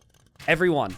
Every monk needs to be juiced up and ready to go. Because if you can convert 3 to 4 knights, you take down any siege Sebastian ever adds. I think if there's any regrets from Sebastian, it's actually losing those skirms earlier. Because if he still had those 6 skirms, he could justify making 4 to 5 more, getting elite skirm. I mean, he got Bodkin, right? He still is only on 1 TC, and he still isn't adding any farms. So he look at this dude. He's just building mill after mill after mill around this circle. Crazy. But I mean, Viper's got 1 on food. So I mean, we laugh at the berries, but I mean that's way better than Viper's situation. Positive for Viper is that his army doesn't cost food. But Viper's going to need gold somewhere. And that gold is back here right now. Here go the knights. The monks for Viper are getting relics right now. Where are they? I'm not seeing them. There's one there. Sebastian will leave the second he sees it. And there's another monk. Okay. Siege will come out now, though, for Sebastian. I think Sebastian just needs patience here. Add your own monks to heal up and get conversions, but you need 2 to 3 mangonels. This is not patience. That is not patience. Oof, 2 knights down. Can Viper... Dude, can Viper turn this around? He has crap eco, right? So his micro is going to be full focus. Ah! He had me worried there. It seems only fitting that Viper will micro next to the henge. Can he manage this? He does have the siege workshop separated from the knights right now. The monks have gone too far, though. The monks have gone too far. Had one monk just had a death wish. Can Viper get out of here? He didn't get the conversions he wanted. The knights are on the other side. The henge is blocking. The knights he converted aren't enough to take down the siege, and Viper cannot get out. The numbers from Sebastian are enough. You just need to clear that army once to be happy if you're Sebastian. And he will clear it. You know, Viper knew he needed to send it. He knew he needed to force the issue. He knew he was super far behind. So you could consider it questionable to fight, but the longer you wait, the worse it's going to be. You gotta find the timing before the knight number's even larger. Sebastian could still show some patience here, but he refuses as well. He's not waiting with those weak knights. Viper just taps out and calls the GG, and that, to me, is all down to the opening. It was a beautiful opening from Sebastian. Feudal Age set up Castle Age. Viper played incredibly well to give himself any chance. Looks like there was a raid in the back. Any chance of winning that in Castle Age, but it just wasn't enough. So, yeah, I mean, again, you go back to the start. I hate that this is the case. Both players do the same thing. The boars are really important. There's always 3 and 2 spawn here. But before all of that, you still have the militia being added. You still have the builds for Sebastian. Yes, he does benefit from that, and that's part of it when you're going for so much food comp. But the whole of Feudal Age, he was at Viper's base. And behind it, right, it's like, why is anyone picking the Franks? No one picks the Franks these days. That's bad from Sebastian. No, dude, look. Mills everywhere. But you have to have the lead. You have to have the map control to be fully open and place the mills like that. Viper would have loved that, but he was under too much pressure. So let's talk about it, right? I just said I think Saracens are the best stone front civ. I think that's because it's so easy to wall on this map. And I think it's because the Saracens are one of the few civs that can actually break the walls with the archers. You also combine that with the amount of stone and gold on this map. If you can get there, you can use the market. The market just allows you to hit some really nice timings. And it's dangerous because Sebastian has been killing Viper with the timings. So if Viper survives early Castle Age, I think he's golden. If he doesn't survive early Castle Age, I've got questions. I've also have questions. Why did Sebastian idle his TC? Okay, he canceled a Vil. I thought maybe that was intentional for some crazy play. Viper's Byzantines. This civ seemingly has no weaknesses. If it's an even mid-game in Castle Age, Byzantines could be superior. Sorry, the score isn't updated. Just making sure my chat's paying attention. Good to know that you guys are. Sebastian looking around. We'll see the archer opening from Viper. I think Viper will ultimately just want to play skirms and adapt. But the Saracens can open aggressively. They can open with numbers. They also can just sit back, and they can use the market to go to Castle Age. So I think Viper's expecting the ladder. He's expecting just Castle Age because that's what the Saracens tend to do with the market. We've got a stable already from Sebastian, so he's going to go for army. Where's Viper's scout right now? Okay, so Viper, he saw the market. He saw the range. See, the early market, again, indicates they're probably going to try and greed out the Castle Age, but it doesn't have to be that. I still don't even know, right? Like, Sebastian could make 2 scouts and then just buy the food back, and then he's fine. Viper does lose the house foundation.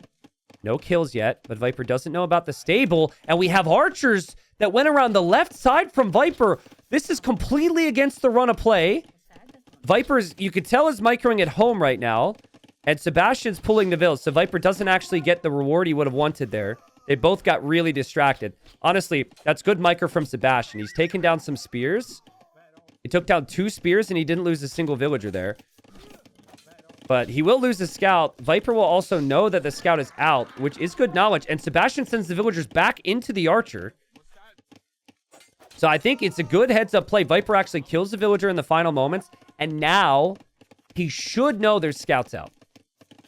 And if there's one, there's going to be more. Luckily for Viper, any surprises won't be too severe because of free town watch. So as Viper wants to expand a little bit to the left side, he will see the scouts there. Should have an opportunity to react, but I think he's more focused over here right now. And forging was canceled by Sebastian. So not as potent a scout raid as it could be. He gets the trade. He gets a villager. We have some quick walls from Viper, though, to separate the scouts from the archers.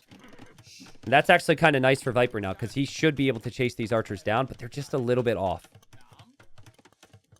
But guys, look at the Castle Age time. This is why Saracens are insane. Like, you made scouts, your opponent didn't. I know your opponent made some skirms and spears, which cost food. But you're up to Castle Age faster anyways, right? So, you're kind of damned if you do, damned if you don't against the Civ. That's what it feels like half the time you play it. I think Spear Skirm is probably the best long-term comp for Viper. He's getting some walls down. The other Saracen bonus is the archers do take down the walls so much faster in Castle Age. And Sebastian just going to be patient here. Viper knows Sebastian's up. There's nothing he can really do about it, but he knows Sebastian's up because of the score. Once Viper clicks, the score will get a little closer. You can also just tell by how Sebastian is backed off that Sebastian must be up. You know what would be an amazing play, but it's too late? Stonewall here, Stonewall here, Stonewall from this house to the stone. Completely Stonewall the front. And I think that will be a play in the main event in April. It's happened in the quali. Viper is just going to house wall now. He does have house walls in most areas. Big thing for Viper now is these skirms need to be back home. And the skirms need to be saved until they get some upgrades. You can die to crossbowman. And Sebastian's ready to go for a siege push too. This is going to be some big pressure for Sebastian. big moment, man. Remember, he qualified for Red Bull Spain. So he's qualified for Red Bull before. But I felt like that was like... That for Sebastian, there was still a lot of lessons to learn. He feels like he could have played better at the LAN. And this is his opportunity to get back. Viper, a former Red Bull winner. Former winner of like everything else. Would be crazy for Viper to not be there. But he needs to clutch it out somehow. He needs to hold. He needs to find a way to defend from this. That's a good start. One archer kill is everything right now. He just needs that a couple more times. And, you know, the vision he gets with Byzantines is super nice here. He also scouted the siege workshop in the middle with 2 skirmishers that went forward. Viper probably just needs his own siege workshop. He doesn't really have the wood right now. His wood situation's always on the front. He's getting elite skirm. He's getting armor. There's the second TC for Sebastian. Could eventually get these relics too. And the siege is already on the way. It's crazy how fast a Byzantine house goes down to just a couple crossbows. That basically the market of the Saracens and the crossbows, that makes them a top 5 Empire Wars land civ. And that's before you talk about all the late game bonuses of the Saracens. Sebastian! Viper ran towards the army, got 2 kills there. And Sebastian needs to be careful. Remember, he's starting to expand to other things right now. So he's thinking about the town center and eco upgrades. It's not just full on 1 TC. So he's fast, but you have slightly less focus on the army. But I like the patience from him. I also really like that Viper has stayed 1 TC for a little while here.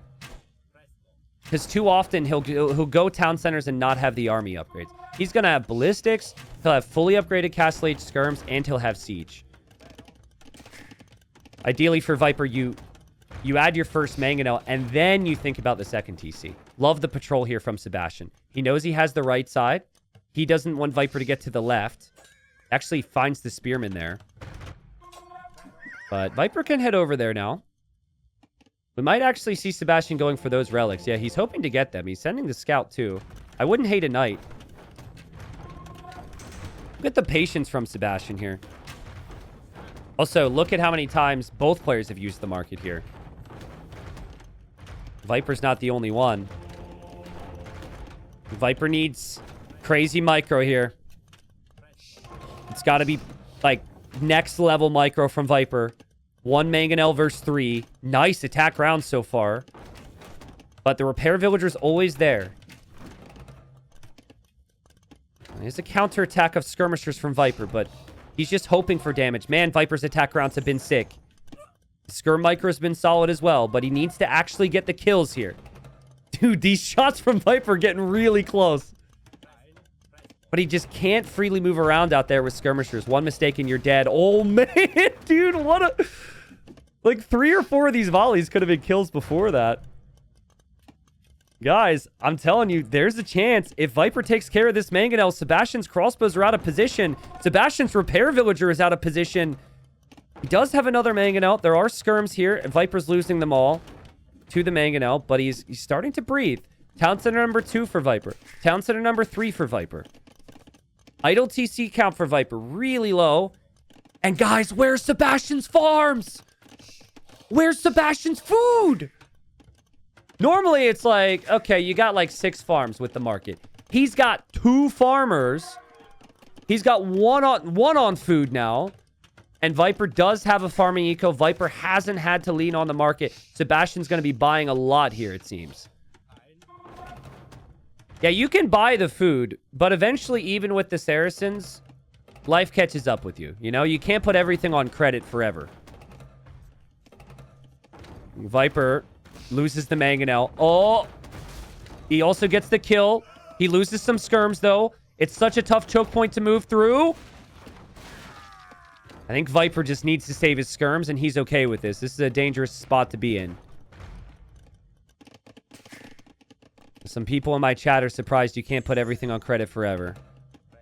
Honestly, don't take financial advice from someone who talks about video games on the internet. That was just a joke. But, you know, do what you want. Saracen credit card is 0%. That's funny. What a game. What a game. It feels like we'll go late. It feels like it's very tough for either player to end the game right now. If it goes late, both civs have advantages. I think Sebastian has been able to fix his farming eco really, really quickly. He's up to 13 on food. He also is snagging one of these relics, so he'll be at 4. 4 to 2 at worst for him. And also, in terms of positioning, he already has a town center over on this side. And he has the siege workshop in the middle. This is still really nice for Sebastian. Viper not having relics in late game is always going to be so painful. He normally wins games because he gets those relics before anybody. But that positioning was so good. Like, Sebastian taking the middle position and then also prioritizing the relics here is crazy. Viper's going to get 2 of them. If someone says, I have a T90 plat card, it gives ELO rewards. Yeah, really? Damn. Or, I mean, yes, of course. Yes, of course. All subs get access to the to the deal. Sorry, you set me up there. I ruined it. Save that for next time. Sebastian has the outpost here, so no big surprises if Viper ever comes in with the castle. And he might want to do that. But I don't know if Viper is aware of really how good or bad the eco is in comparison to Sebastian. There's just... It's very tough for him to get a gauge on how the game has flowed. It's actually incredible, though, that Sebastian went from 2 farms to this many with good upgrades. Crazy. He's even getting handcart now. Viper doesn't even have wheelbarrow yet. And Sebastian's expecting some pressure, so as he loses the outpost, he's dropping a castle. This is a little risky here. But I think he's probably labbed it out here. He's got the camel there to distract. You can tell he knows he needs time. You probably just send the camel in there.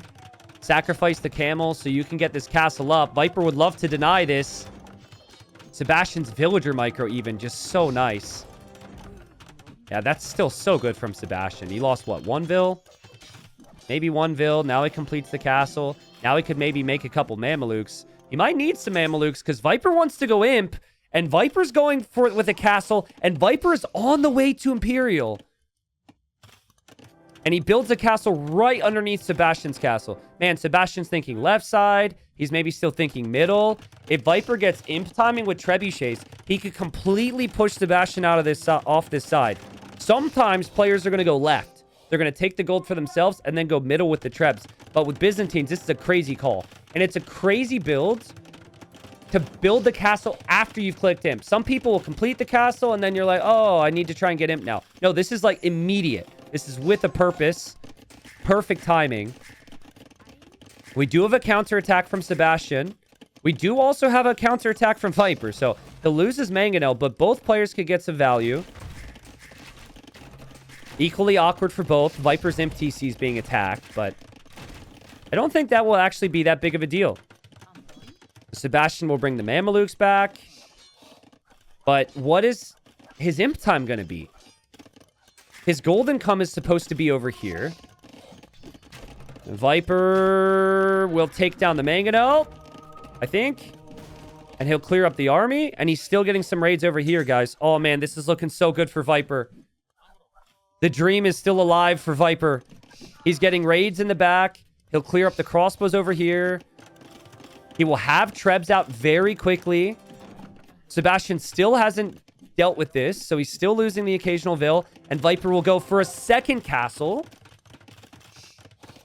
Mamelukes have range, but I don't think the Mamelukes have the range required to deny this.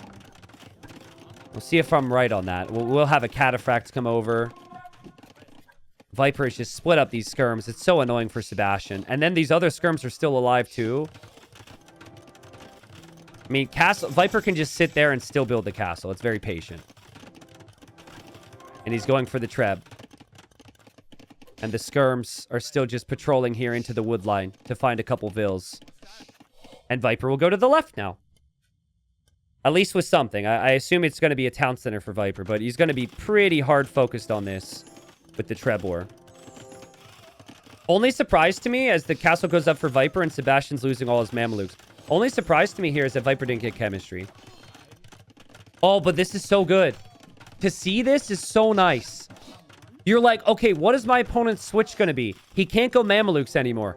There you go. That is as clear as day. So, obviously, it's going to be stable units. And it's not going to be archer range units. Viper will have a decision to make, though. What do you make against Saracen camels as Byzantines? You can make your own camels, which are much weaker, but also significantly cheaper.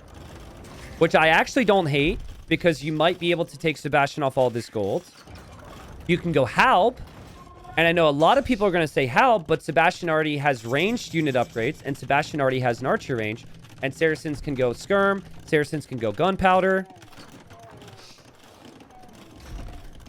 Or you can go Arb, which is a good thought for Viper as well, I suppose. So he's going to try and play Arbalest, which wasn't the first thing that came to mind for me, but Viper already has ranged unit upgrades as well, so that is actually easier to get to. And Viper might be able to get these relics, but guys, we've got 34 villagers here. Sebastian right now has 25 on gold. I'm pretty sure the majority of his gold eco is literally right here. So he's not leaving, you know? He's doing the Leonardo DiCaprio meme. You know, I'm not effing leaving. He's staying on this gold, because if he doesn't have this gold, he's not going to have this gold. And then if he doesn't have gold, he can't make camels. But Viper's just going to castle it. He does need to keep his army alive, because these are Saracen heavy camels, but camels do not excel at killing range units. I think Sebastian is stuck on this comp too. I don't know how easily he can change if he doesn't have gold. Nice job from Viper to get a Cav Archer back there. Viper probably needs to consider a castle over here next, just so Sebastian doesn't come push him. But man, what a job from Viper to get to the fast imp, to hold in early castle age. That it was 3 mangonels against 1, and he was able to somehow push it back without falling too far behind. Here comes Sebastian, though. Sebastian will come to this side for gold, as he's losing the other side. That could still be fine for Viper, because he could still take all this gold, and he could still have it for himself. But he still needs Arbalest. He still actually needs to push Sebastian over here. His units are very slow. Sebastian will go for some camel raids in the middle and in Viper's eco to distract Viper. Viper needs the vills to actually mine the gold. These vills need to build a mining camp. He needs town centers over here. When you don't have town centers in these positions, life gets really awkward. He only has this town center on the gold. And relics aren't going to be enough. Viper's villagers need to mine gold right now. He sold his stone to get gold, by the way. He sold his stone to get gold. He's got a lot of idols right now. The raids are catching up with him. But he is still trying to push. If Sebastian can kill this Arbalest army, though, if he's got enough to clear this army once, he could stabilize in this game. Because he's got Trebs coming from this side. Oh, Viper is panicking, guys. All the villagers that were on stone and gold at his base stopped working. These villagers are not back to work yet. Oh, man, he's got to fight deep right now into his energy levels, man. He's got to look around. He's got to balance this out. Sebastian's eco isn't good either. But Viper went up to almost 100 idols there. He's fixing them now. These guys are still not working. Viper wants his own heavy camel, which I think is a good long-term move. But he needs that upgrade. He needs to continue the push here. Sebastian's got a good, healthy farming eco. He's starting to add skirmishers. And Viper is going to get pushed off of this stone and gold. So they're going to switch sides. Okay, now Viper's dropping. Now Viper's going to the mining camp. But, like, what's Viper going to do? Is he going to go camels or is it going to be halbs? Because I'm getting mixed signals right now. Now I'm seeing the barracks after he already dropped stables. I feel like committing to camels is a very good call because you have mobility, even though your camels are worse. Oh, man. 3 castles on the right side makes the rest of the base look so vulnerable for Viper. Right? Like the left side, the middle. I could see this turning around. I could see Sebastian bringing this back. Obviously, the triple castle on the right side was important. But again, Viper's not exactly mining heavily there. He will go for heavy camel himself. But the Saracen army has so much more strength to it. And with that many skirms, Viper's going to need to back away. Guys, Sebastian needs attacks from the left. He needs attacks from the left, attacks from the middle. And he needs to try and hold here, right? But he needs to keep Viper really busy elsewhere so Viper can't stabilize this economy. If Viper can stabilize this economy, I think he wins. But can he stabilize? Sebastian's diving with the camels. It's not a good enough fight to get the trebs, though. Viper can always fall back to the castles. Viper will mix in his own camels. It's not my favorite fight ever for Viper. I think you could fall back behind the castles. I'm still seeing, like, freaking deer instead of gold being mined. But, oh, man, it's just so intense. Sebastian has 1,000 gold, but he is only now moving a lot more over to the stone and gold. And heavy camel's finally in for Viper. Viper's got 155 vills, which was definitely not part of his plan. But I'm okay with an overboom here because it's really hard for the others to actually win the game quickly, right?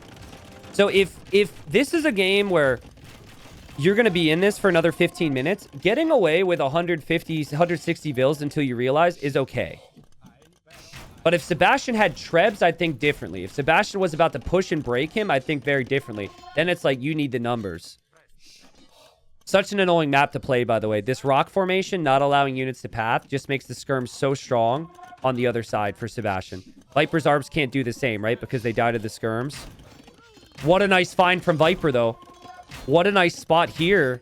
Sebastian needs army this way because he's getting pushed. Viper's also got camels in the back. Viper finally gets handcart. Viper will also finally complete the final armor on his camels.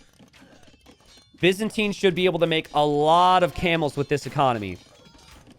They're weak, but I think it could still be enough if Viper gets the stables up. I'm looking around. He does have the stables mainly over to the right or middle. I think he can go to 30 camels here and win this game, but he's still got so many vills. Imagine if Viper could just drop a castle in his base, but he has no stone mining.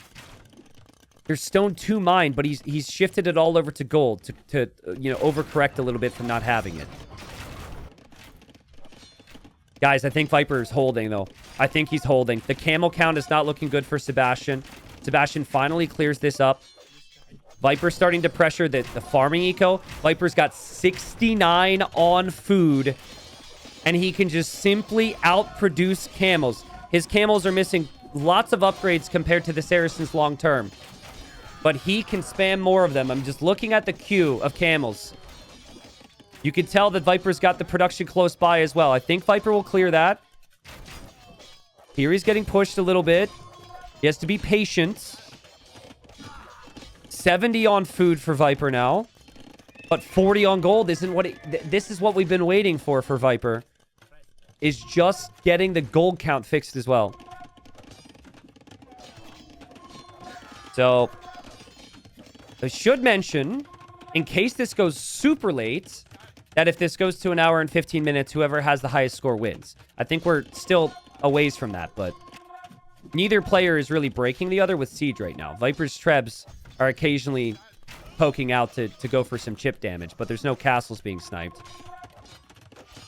Okay, we do actually have a castle from Viper on the left, which Sebastian cannot see. So Viper will start to push Sebastian's golden stone. Look at the camel numbers, guys. 30 camels for Viper. Sebastian only has 6. He just doesn't have the food eco to produce skirms and camels at the same time.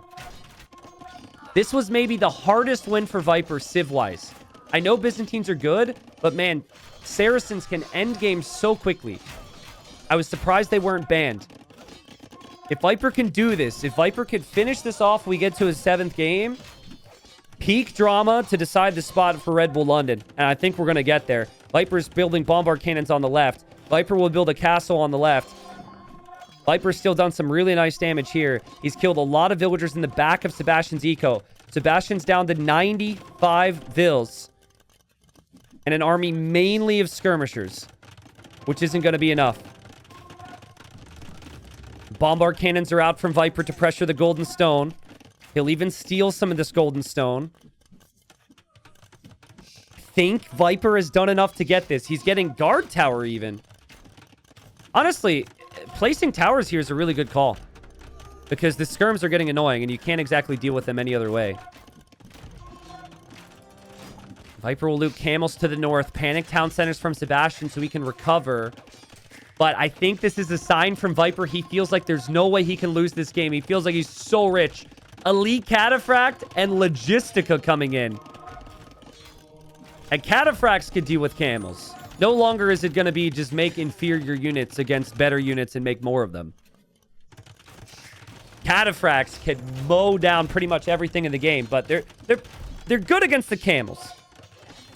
I still wouldn't feel comfortable making them because it's Saracen camels, but I think that's why Viper waited until now. I think he knows there is some risk trying to go Cataphracts too early, and Viper does it, dude. What a win! That was a crazy win from Viper, honestly. That was such a tough position early Castle Age. The front of his base was getting pushed in, but his micro was sick there, and he took good enough fights to make this game go on for a while. I think that Fast Imp on the right side was as perfect as it gets, honestly. He did panic. Do you guys remember? I'm pretty sure Viper almost crapped his pants at one point because he had like 60 to 80 idols. It's like he was winning, and then his eco fell off the cliff. But yeah, great game, and ultimately the position on the right side was key. I think Sebastian, if you're gonna lose the right side like this, maybe need to shift to the left a little bit faster. But that's tough to say when you've already committed so much to just controlling the right side. Maybe Sebastian needed more army in Castle Age. Maybe more camels to prevent Viper from getting the forward castle down, because he didn't really have a lot of army. The Viper with 70,000 resources collected there. We will move to game 7. You lose, you get a couple $1,000s to, wash away your tears with. But you will be very upset for a very long time because both of these players are incredibly good and possibly deserve to be there. But only one person can. And if you were to win this and you were to then, play horribly in the main event, you would get 10K minimum, an experience of a lifetime. So this next game, this is what esports, this is what drama, this is what competition's all about, right? Games like this, who is going to deliver in game number 7 when the nerves and the meaning and everything is at its highest? Game number 7. Will Viper or Sebastian make the LAN? Again, will be heartbreaking for whoever loses because they're both so good. But unfortunately, there's only 8 spots. Viper and Sebastian are going to meet in the middle here. And Viper has opted for the Persians instead of the Spanish. And the scouting for Viper is going to be key here, because we have another opening from Sebastian that incorporates infantry. Viper needs to find that barracks. The natural move for me would be to go to the right side, and he actually sees the militia. So Dravidians have cheaper infantry upgrades. It is easier for them to get man-at-arms on the back of this build. Unfortunate thing for Sebastian would be his barracks did actually spawn on the back, which feels like a small thing, but you don't know where it's going to spawn. The first job at defending from the man-at-arms is scouting this, but then you have to deal with the follow-up. It's also going to be very fast archers from Sebastian. And just remember, you cannot leave this food, okay? Like, the shorefish is so much faster than the other sources of food income. It is less investment. There's obviously more risk. So Viper, he'll have a fire galley in his dock. He's dropping a tower here. He's definitely waiting for Sebastian. But is he expecting what Sebastian is going to try? What Sebastian did against Sato is he didn't go for the fish. He expected that to be defended. And then he moved this way. And so Viper would have had a chance to see that, obviously. Viper is going to expect it. And Viper kills the scout with the TC. That's a really good start. So no damage taken from Viper. Viper will play skirms. Viper will hold. He will defend for now. Persians should always scale a little bit better. They should always have the slight villager lead because of their town centers working a bit faster. But with Dravidians, they feel a little bit more comfortable as the game scales in towards an Imperial Age game with Bracer and Bombard Cannons. I think Sebastian is paranoid. Look at this. Look at this, dude. Game 7, and he's outposting both sides because he knows Viper might sneak a dock against him. And there goes Viper, by the way. Viper is going to send a Vil. We'll see if Sebastian sees it. Sebastian is also sending his own Vil. Do they see each other? They do not.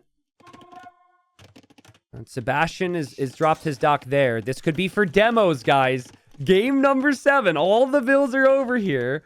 We could see a lot of demos. Obviously, a lot of work for Viper right now to defend. He's got to have skirmishers everywhere, but it's been pretty clean, all things considered. Guys, what a play to build this outpost. I cannot stress to you how sick this is. Double outpost on the left and an outpost over here on the right. That is so sick. Viper will find the forward dock from Sebastian too. Will Viper be able to complete this? He's got to spam click this. If he gets spotted, you spam click and you hope. Yeah, you spam click the whole time. Spam click, spam click. Build. She's gonna die. And she gets blocked by the hair and she's dead. Dock denied at 80% because Sebastian knows that is going to happen here. Especially because there's a history of Viper doing that. You love to see it. You love to see it. Now, Viper will be on the way to Castle Age himself. He could always try that again. What did I miss there? Was that just demo v demo? Something happened. Demo v demo. Viper cancels out the demo. Over here, we've got the man-at-arms still. Viper is still trying to kill them. Obviously, that takes a lot of time and focus, right? So there really wasn't a big archer follow-up from Sebastian. His archers just stayed at home. But the man-at-arms just kept Viper at home the whole time, which was super nice. I'd like to see Sebastian consider another dock on the other side. But he actually just brings the villager this way. Man, look at the amount of outposts from Sebastian. He could see everything. He is making another demo. He might try and run past. I think, though, it might be a good idea to just take the fire ships. Oh, wow. Viper's tower sniped that. That's really lucky for Viper. You don't do anything to really plan for that. He was planning the 1-for-1 trade with his demo. 6-1 KD for Viper. He is mining some stone to recover having built the tower. He doesn't have another dock. He does have the scout checking the map. It's going to be another game where Sebastian will play crossbow and siege timing, and another game where Viper will play skirm, guys. Just like the previous game. Just like we saw... I mean, even game 1, right? Game 1 was also skirm timing against crossbow timing. Sebastian will drop the town center. Viper will move forward. We didn't see an immediate siege workshop from Sebastian, which is surprising. That's what I would have expected here, because he knows Viper's on skirm. But maybe he didn't know. Maybe he didn't have an understanding of just how many units Viper has, because he hasn't been active with his army. And Viper's skirms have bodkin right now. Viper will bring in a knight. Viper's about to have a lead skirmisher. The siege workshop for Sebastian completes. Be careful for the demos, guys. Be careful. There might be demos. So if you were to move across the water right now in Viper's position, it'd be very risky. I like this for Viper, though. I think he'll loop a knight around into the back. Sebastian can't deal with that. And Viper will also have his own siege. If that knight gets back to the gold, if Viper looks around back there, he could get some crazy value. And now Viper, he snuck a dock. He got his dock completed. I think that's the same one. Persian docks have more HP, so it never went down. He also knows the crossbows are here because he's been spotted. Unfortunate for Viper, though, this knight didn't keep moving. He doesn't know what's back there. If he just keeps moving, he could get some value.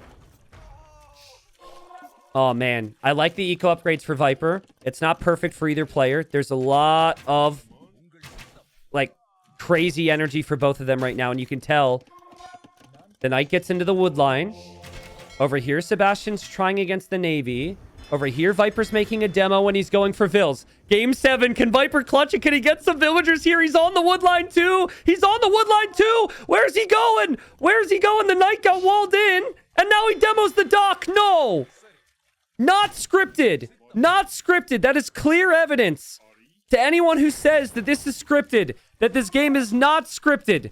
What was that? That could have been so good for Viper. He got masterpieced. And then he couldn't focus on the demo because there's so many other things to look at. I mean, maybe it is scripted, and maybe that's just to set up a big finale, but oh my goodness, man. There's so much to look at, even for these two. I still think the siege is going to end up being key, and Viper's skirm count is super healthy, guys. I like that a lot for Viper. But it's a tough position to move around in. These little trees are in the way. The big wood lines are in the way. And Sebastian's micro and Viper's micro. Man, next level stuff. seems so even right now. Almost feels like Sebastian is trending towards Imp. Viper's dropping a town center here and here. I'm not sure Sebastian can ever go Imp. You see his approach, right? He goes super extreme onto the shorefish. So Viper being over here, even with the dock, prevents Sebastian from taking about 2,000 more food that way. Well, Viper is still moving this way with his siege. He is actually going to get the War Galley upgrade, and so is Sebastian. Would love to see Viper with more knights in the back, though. I know he knows there's a monk out there. It still feels like a really good call to just keep your opponent busy and give them another area to focus on. This is what the knights can do and the skirmishers can't do. Viper did lose some skirmishers there, but... Ooh, he gets a big hit, but he needs to realize... He needs to realize that Mangonel is weak. Yeah, he does. He realizes the Mangonel is weak. He'll take down the Mangonel. We actually have some galleys from Sebastian right now as his monk is hoping to defend. Actually, 2 monks are hoping to defend. It's also the risk of knights. If Sebastian steals them, he can use them against you. Sebastian loses villagers, but gets them. He takes them from the Viper. Guys, Viper's in a flow with farms, though, which I know isn't as fast, but I do think it is going to be important at a certain stage. And being Persians, having this additional HP on your dock, it takes so long for Sebastian to ever take that down. That's the risk of the knights. Viper, oh my god, what the... Viper, what in the world is that? Viper tries to save his Mangonel. But he doesn't have any monks. And, you know, skirms kind of struggle against knights too. Viper might need to stop with the knights. These knights can come right over to the shoreline now. Viper's dock is going down on this side. Viper's got a demo, which he might need to use to defend himself. And you could tell there's a lot more focus on Viper's economy. I'm seeing some inefficiencies, though. Sorry, I'm so sorry. I'm so sorry. I looked away from the demo. The demo gets the kill. The inefficiencies are still important, though. Eco has to be cleaner than it is for Viper right now. I think, honestly, it might just be a micro battle in the middle, though. Viper might hope for a cheeky demo over here, but honestly, he's forcing his opponent into some big investment there. He might just have to give up on water and be happy with the success that he's had. Sebastian probably will also still be thinking how his army scales. And I think Imp is key here. If you can hit the Bracer and Arbalest timing before the skirms get upgraded, then you're good. But if you can't, you have big problems. Sebastian's attack rounds gets a hit on Viper, but this is a lot of eco delayed for Sebastian. The Viper is not getting too close to the water there. Still has this dock, but he's not producing from it, which I think is a good call. It's very unlikely you do anything against this right now. But it is kind of possible to poke at this area. Where Sebastian loses his Mangonel. Wow, Viper's micro has really gone up. And again, it's like, I feel like the bigger the moment, the bigger the player steps up, right? And like Viper, I feel has improved in some of his transitions and his micro when the pressure has gotten to its highest. But still, Sebastian has still maintained this level he's had all day. And now it's his turn for a shot, and he gets one. I always struggle getting a good Imperial Age time with the Persians because you have to spend so much food to keep your town centers running. And it keeps you in Castle Age for so long. And there goes Sebastian on the way to Imp. My god. Again, Viper's micro good. Sebastian's micro just needs to be even with Vipers. He doesn't need to do anything beyond just mass those crossbows and hope for Bracer. And guys, it seems fairly calculated too. He's on stone for a timing where he could maybe win the first fight once he gets his upgrades, and then drop a castle on Viper's face. There's a little bit of history from Sebastian in Game 7 for qualifying and placing ambitious castles. He did so trying to qualify for... I think it was NAC 5 once. Had that game pretty much won in game number 7, and he had a horrendous castle. He is really low on gold, but he does have gold available. He just isn't banking a lot of it. Dude, the micro's insane. Viper finds some villagers over here. Micro is just so good from both of them. Viper needs imp. He's going to play all Castle Age, guys. He's going to play all Castle Age. Is that the call, or should he click imp? I don't know. But again, with Persians, you want to make knights. You never feel like imp is an option because you're just so far in Castle Age with the food eco. But if Sebastian doesn't kill with imp, I think this could be good for Viper's economy. Viper's got more relics. Viper's got more map control. Viper sees a castle. Oh my god. Is it happening? Again? Is it happening again to poor Sebastian? You're kidding me. You are kidding me. Castle denied at 50%. He loses both of his mangonels. I can only imagine. I can't imagine what the nerves would be like. And Viper is imping, too. So he cancels some of his upgrades, or maybe just stalls out his Vil production. This is a big moment for Viper. He's got knights over on the left side. They actually get converted. So that's a nice pick-off. Nice conversions there from Sebastian. He will lose some Vils. He still can't build this castle until he fights this army back. But man, I know that was good for Viper, guys, but Sebastian's actually got farming eco now. Sebastian's still got a really good Navy Civ. Sebastian will have his upgrades so much faster than Viper. I would die so hard here in Viper's position. Well played from Sebastian to just back off that castle and not take any more unnecessary risks. There's just some fires here from Viper. That's nothing of importance, really. Yeah, Sebastian doesn't have a lot on golds, but he can get gold. There's gold around the map. That's not an issue for him. Viper's going to need to get upgrades.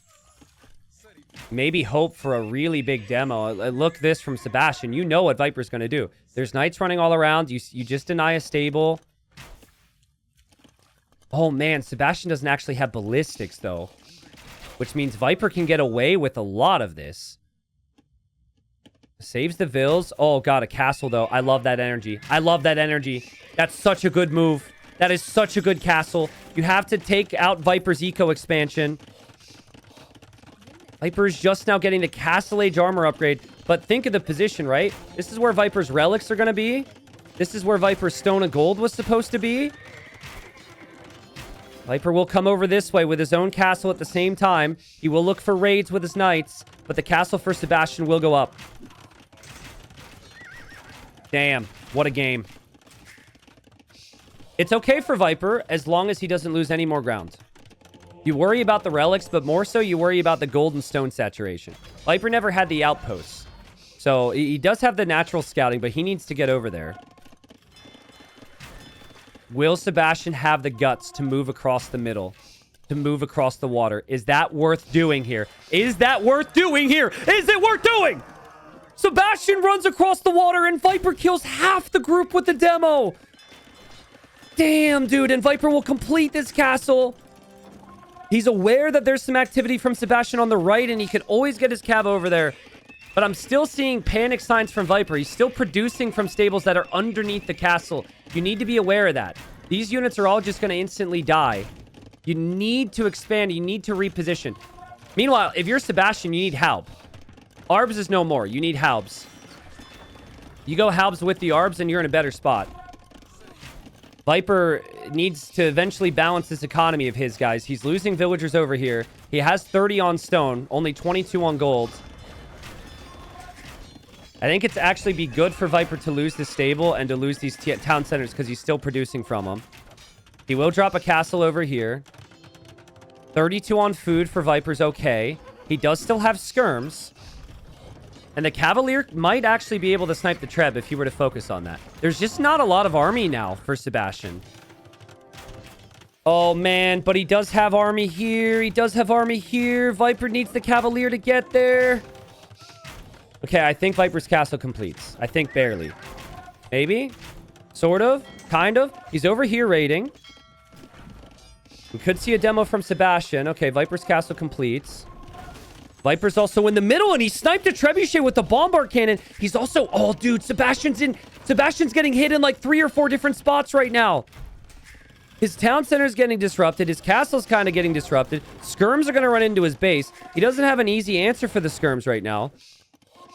Can Viper also hit the right-hand side with something? It's kind of tough when there's Navy there. I wouldn't actually hate the occasional sneak dock from Viper. Look, Sebastian's wood situation's awkward. He's been taking wood on the front here. No wood in the back of his base. And yeah, the skirms of all things actually become the problem for Sebastian right now. Those skirms just need to move back. If Viper only knew, man. If he only knew, moving back there would do so much for him. He has to get back there quickly, though. But simultaneously, he is pushing this castle, but he doesn't have a lot of army to protect the bombard cannons. He's got a couple skirms. He's got his monk. He's got his mangonel. Yeah, skirms are back there. Skirms without the final armor, though, which I missed. You need to have that armor upgrade for them to be as tanky as he's looking for. He is going to get Commander on. So all his crossbows are only going to cost wood now. And he's found some good potentials for raids over here. He's still producing. Guys, this castle's got 5 kills. Viper's still producing from these stables. And he still had some issues taking these resources over on this side. Viper's relics are gone. He needs to get them back. He will build a monastery in his base. He will build a castle in his base. You should probably only farm in your main base now if you're either player. Sebastian may end up losing this castle. No easy answer for him to get over here. Maybe the perfect game 7. This has been crazy. I think Viper's got enough time to stabilize. I think he's got a Civ that can win this, but I always prefer the Dravidians here. They have the cheaper bombard cannons. They have great halbs. They have great skirms. They have some of the best skirms in the game. Persians cannot say the same. And, you know, I don't know how Viper is currently pushing because Viper is behind by so much population. But he has to push. He has to make progress. It just feels like his army is so expensive. But he's got a lot of map, guys. He got a castle here. He's got a castle here. There's actually more stone available to him if he looks for it. Cannon galleons might end up being a big play from somebody. Like, imagine if Sebastian just made cannon galleons and Viper made cannon galleons from their pawns. Which I've yet to see. Because the game's never this close. Sebastian will go for a champion switch. Sebastian's castle on the left researching hoardings. Sebastian is holding there. He will build another castle. Viper's Cavalier on the left gets found. Viper will send a couple skirms into the back of the eco again. Viper finds some villagers on wood over here. That also gets found. And he's holding. And in classic Viper fashion, he's going to reclaim those relics. He's got demos in these docks. So you really can't move out if you see a flag on those docks. It could be a fishing ship in there, and Sebastian's still going to take his time. Viper is going to find it so difficult to raid. If only this castle could have been denied. These castles are so critical. Who is the better 70 army? Right now on these compositions, it's always the Dravidians. It's such a cheap comp.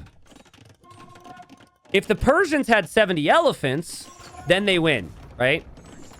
Obviously. But, you know, that's not going to happen. Viper getting to Savar feels kind of unrealistic as well, but certainly more realistic than elephants. And now it's champion. So Viper will need a lot more Cavalier. I really think Viper needs a demo to save the day. He needs a demo. He needs a shot like that. He just needs to hold and wait for his eco to cook up towards Savar a little bit. He's still trying to reclaim those relics. That demo was decent. The skirm count's still helping him hold here. There's still no champions here. Viper still has Cavalier behind. Sebastian's taking the wood over on this side. Viper needs more than 50 on food. This is starting to get very dangerous on the right. Feels to me like he's still trying to raid. He clearly has not done enough, despite killing as many villagers as he has. Imagine if he kills that trap. Imagine if he gets an extra second to breathe. Not to be. Not to be. The trebuchet is just barely saved. And now Viper has to fall back. Guys, he's going to click Savar. He's dropping a castle there. He needs to wall it. It needs to be walled. There's still champions around. Viper's being patient. Savar is 2 minutes away. It used to be Paladin for the Persians, but now they get Savar. It's a very strong unit here. You can definitely win a game with one big fight, but you need your mass. Oh god, Viper, you need your castle. You need your castle. This castle has to complete. Build, build, build, build, build. It's nice pressure. It's a nice distraction. Here's Sebastian dives with champions for Viper's bombard cannons. He won't get them, but he takes the castle. Viper's castle over here does go up. Again, that's nice pressure. Ooh, Woot Steel is a crazy upgrade. Woot Steel, the infantry will ignore armor now when Sebastian takes the fight, which really helps against the Savar, because part of the big reason Savar will win is because of their armor. Still just kind of feel like at least with Savars, you can spread out. You can go to different areas. Imagine if Viper holds with like demos and skirms. Beautiful shot there from Viper. And Viper raids with the Savars. There's a lot of castles and navy you got to run past. It's very risky. But maybe that's the play for Viper. I could see it. Let's look at Sebastian's point of view. Sebastian is going to move slowly to these castles. Viper's getting his relics again. Here goes the Savars. Now, there goes Viper with an elephant. You don't exactly want to give this too much attention because then Viper gets momentum. But Viper's going to spread these out. He will find villagers underneath this castle. He'll find them here. He will send Savars into the back. Sebastian will push Viper's base. Viper needs to repair this castle for as long as possible and just give himself time to change the game with the bombard cannons and get to that these trebuchets. There's so many of them. There's the Savars. Tell me Sebastian sees it. Viper's going to feast. Viper will take the castle on the left. Viper's bringing in skirms, which can be helpful. He still has stone to repair. He's very low on gold. The Savars are in the back. Sebastian, no reaction. Or at least not to the northern TC. Sebastian will lose a treb. But he still has 3 more trebs positioned perfectly. Viper's castle will fall. And then maybe the next castle. But Sebastian's Vil count is dropping. The Savars are going hard. The Savars are going so hard. But there's so much army left from Sebastian.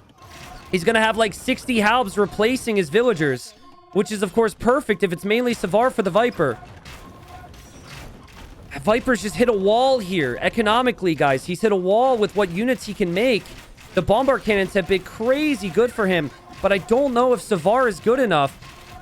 There is no food eco for Sebastian now until these villagers go back to work. And that was probably the right play from Viper. He even found some raids over here. But is it enough? You have to start somewhere, right? You need the big raid. Now, Viper has to hold against 120 army. That's it. If he defends from this 120 army, almost fully upgraded army wave, he wins. Because he will have the relics, and he will have the eco lead. Can he defend, and can he hold is the question. He can go to the left. He really needs to find this gold. He really needs to get that gold available. Sebastian actually is trebbing Viper's trebs on the left. Viper will lose everything on the right side. He knows that. He also will lose this castle, but that's expected. I really liked what that castle did for Viper. Here comes Viper to the left side. With Savars and skirms to go for those trebs. Again, still villagers mining gold there for Sebastian. Still raids from Viper in the back in various areas. The Savars will go for the trebs. The Savars can snipe the trebs, dude. What is happening? Viper is still alive. Viper can push the left side. This is ridiculous hold from Viper. This is crazy. Sebastian's eco is so weak. It's Sebastian's turn to repair castles. Viper's eco is still not great, but he had the villagers to lose. He's got to leave the left. He's got to hope for more raids. Sebastian's tracking it.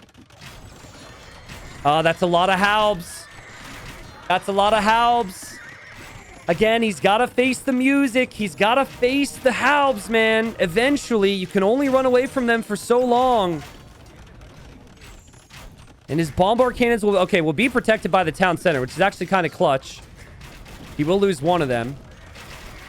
Oh my god, what a fight from Sebastian. No way Sebastian saves the cannon. No way Sebastian saves that cannon. That's a crazy play. Guys, it might be over for Viper. I think it's over for Viper. No Viper in Red Bull. Unless he makes something big happen here. He's got 0 on gold, 4 relics are not enough. He is trying to make the trash bows. He does have Savars over here to maybe take down 2 trebs. These are all actually really good value things. He's actually kind of run out of wood. And all that wood is going to be in the middle of the map, where he's very exposed against this composition. And this is the wood line Viper needs right now. Savars going hard over here. He is the chosen one. Sebastian doesn't see it.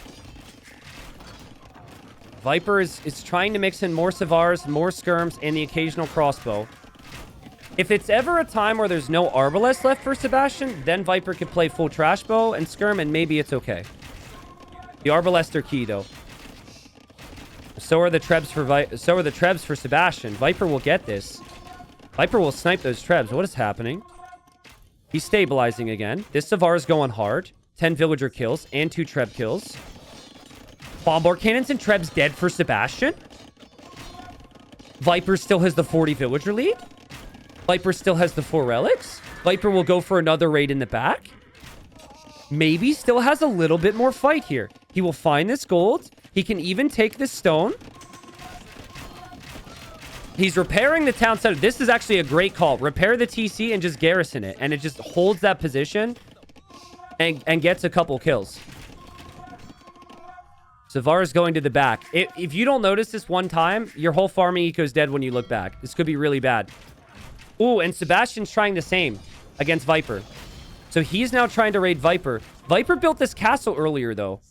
So that castle can defend that area. Man, this town center from Viper is crazy. It's so good. Town center's got 10 important kills. And now there go the champions. There is a lot of exposed eco for Viper, and Sebastian did clear up the Savars in the back. Sebastian notices Viper on the left! And he will deny the gold, and he will build a town center there, man. What crazy awareness from him on the golds and stones. Look, he comes right back over here, too. He cannot allow Viper to take those resources. Wow, what a game. What a game. Viper, has he noticed this? I don't know if he's noticed. I don't know if he's noticed. He's noticed now. But he's still not making a lot of progress in gaining resources on the sides. And his villager count is not as big as it was before when compared to Sebastian. Sebastian's always been mining gold, it seems. He's always had stone and gold. I don't know how, but he's found it. The Viper will send army back to clear this. He will clear it, but he's losing this important town center. This is his wood line behind this. The trash bows are just that. They are trash. They only cost wood, but they are so weak compared to skirmishers and Arbalest with full upgrades. You need high value units. You need a lot of them. And Viper's in the worst of both worlds. Because he has less numbers and he has worse army. And this should not be recoverable now. Viper, I mean, this is going to hurt, man. It's going to hurt to say. It's going to hurt for him to fathom because Viper has won so much. He's been in every land. But he is stopped by Sebastian, and Sebastian qualifies. Man, Sebastian is such a talent. Such a talent. He is so good. I've been saying it. He's the truth. He makes so much army. He's so consistent. His ability to recover. Like, we had epic plays. I think the level of intensity that we saw in this game felt like a LAN. It felt like both players coming at 120%. But Sebastian deserves it. Crazy run from him. That was an amazing performance. I do feel for Viper. I know there's so many people who want to see Viper continue to play and make these LAN events, and I would include myself in that, right? But there's a lot of players who I'd like to see play, and there's only 8 spots, and the competition's steep. And I know Sebastian. I know he prepares. I know he grinds more than most players. I don't think that's really that known either. I don't think how many people realize how many times that he is grinding in best of 5, best of 7 sets. There was some evidence of that for me in terms of his adaptations. He's got to be so happy, and I'm happy for him to make the LAN. And we'll see him in London in a couple months at Red Bull. It was a good fight from Viper. I do think maybe this is a 50-50 game in terms of skill and slight civ differences played a role. Like, Persians are more awkward to play. But like, ultimately, what Viper struggled with in this game was map control, right? Sebastian took so much of the map. He was aware of the stones and golds on the sides. He took that. And a lot of that was him getting to the situation he needed to be in early Imperial Age. You could see they're both very quick. But yeah, just the Imperial Age time and what he was able to do with it. It felt like Viper was always trying to claw it back. Viper was always trying to recover. And he was never quite able to recover enough map control and recover enough gold for a very expensive unit in Savar. Sebastian had more gold, and all of his units were much cheaper, so he was able to replace them. Savar's, I think it was a good move from Viper to raid. I think it was a great move from him to raid. But yeah, he needed more after that. And Sebastian just had the map on the left and the right to deny those resources. So also, like, the early outposts from Sebastian to, like, expect Viper's dock, just things like that tells me he's played this map so much in practice. Congratulations to Sebastian. Is anyone else exhausted right now?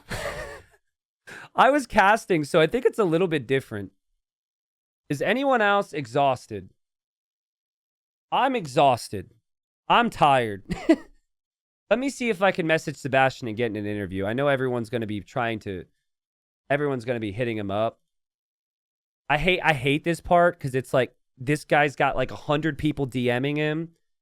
I really wish all the casters would just get together and do a voice channel all together for this. That's what I tried to do yesterday when I invited Hera in because I knew Hera wanted to talk to him.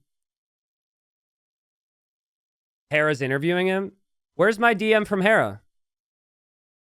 I added Hera to the voice channel yesterday. What the hell? I think everyone's going to be wanting. Let me see if I can get a response from Sebastian. But a sick performance from Sebastian, dude. An amazing performance. Really proud of him, man. I mean, that's a tough task, man. Viper's got the star power. And to beat him today, Viper was playing really well. Insanely well played. All right, so you guys said Hera's interviewing him. I could look and see. I'll just watch Hera's interview. I'm still salty he didn't message me. Like, I think as majority it's of fine. Players, like, AoE is a big part of my life. So, like, you're spending a lot of time, and it's really, I mean, it means a lot when you win, and it's quite heartbreaking when you lose. So yeah, that's a combination we all have. So yeah, I'm super happy. I invested a lot, and I really wanted to go. I had a bad performance on the ladder. Good for him, dude. Good for him. But at the end, it was okay at the end. Yeah, and I want to say thank you very much to you as well for helping me with the tips preparation. That came in clutch for sure. Brother, it's my pleasure. You've paid it back tons in the past. Sebastian's my practice partner. I paid it back this time, but you helped me tons in the past as well. So well played. I give you. That was going to be my question. Listen, can you add me on Discord because I want to add T90 to the call. We'll just keep it a little bit longer if you don't mind. I feel bad now. I feel bad now. I think I shouldn't have said anything. He's like, oh shit, I forgot. I'm sure he just forgot. I feel so bad now. I shouldn't have said anything. It was all good. I was happy to just listen. Okay.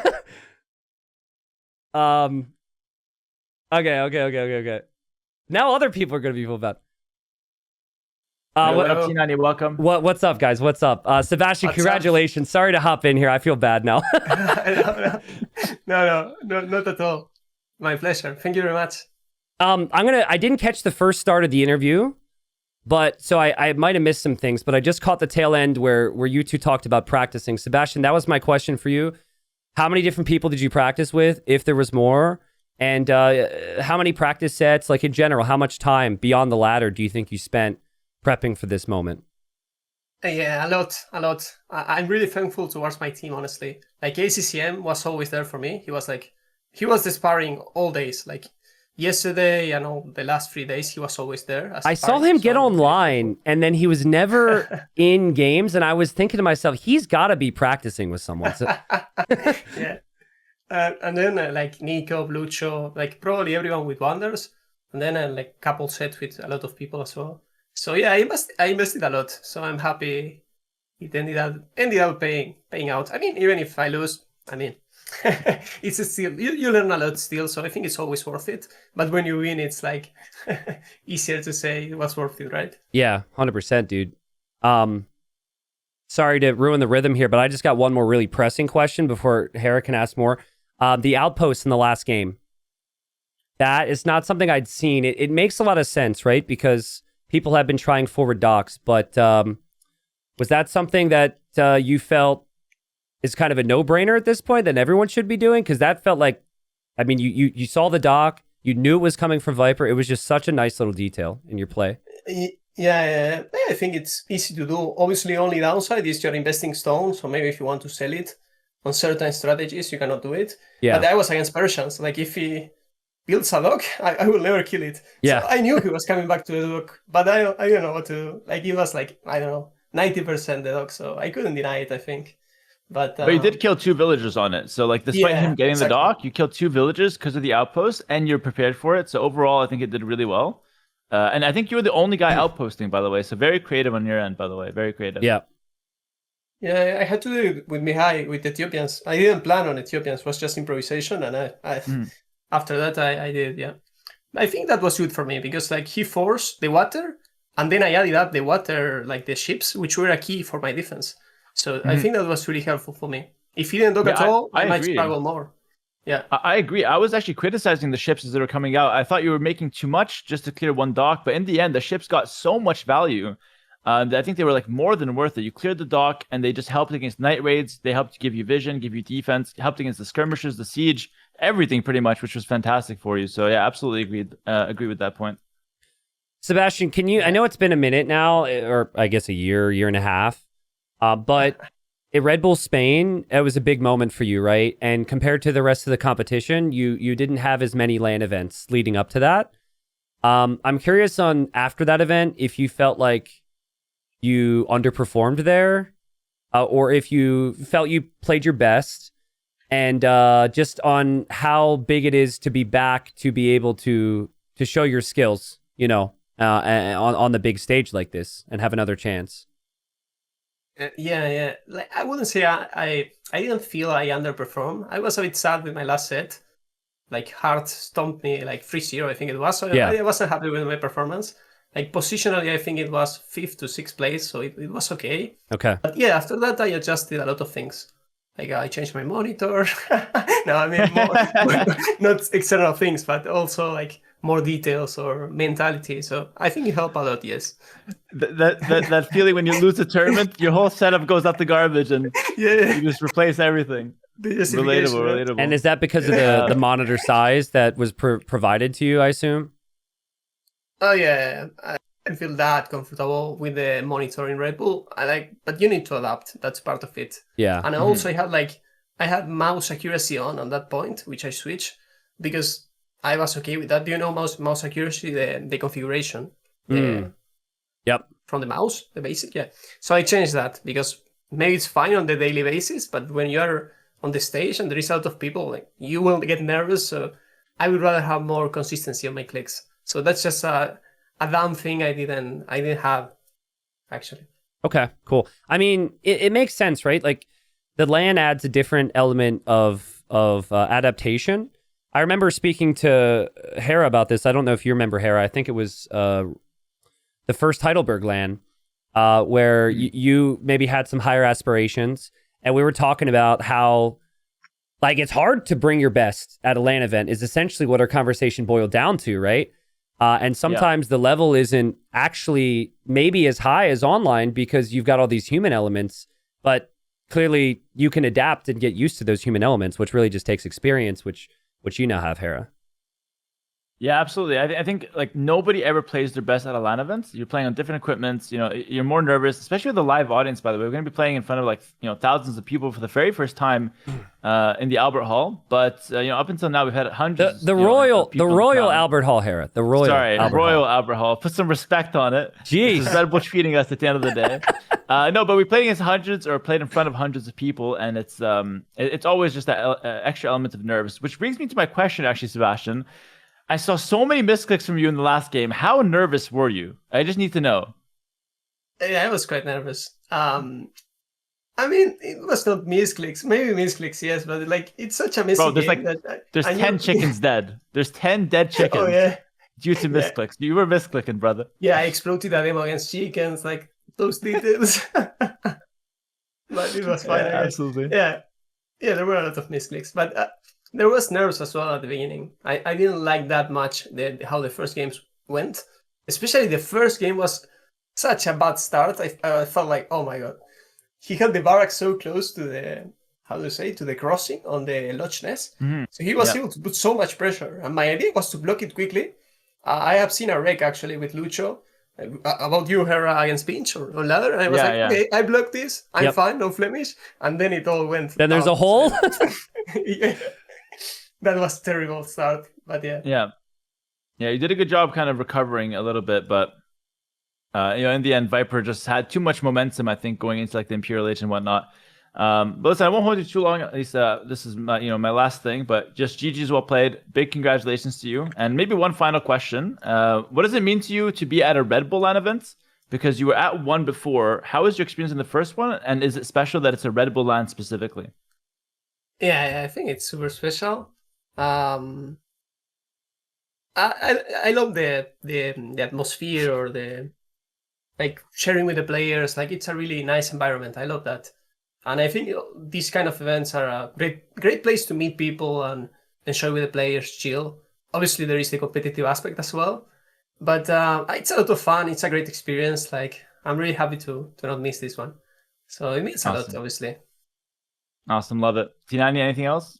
Yeah, that's it for me, man. Congratulations, Sebastian. I was saying before the cast that win or lose today, I'm like, Sebastian's got the talent, right? Like he's got the talent, he's got the level to get the job done.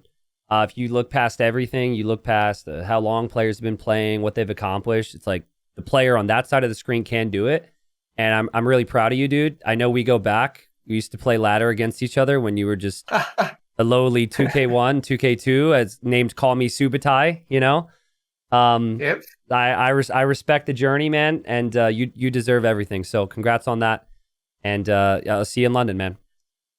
Yeah. Thank you very much, Native. Means a lot. Thank you, her as well.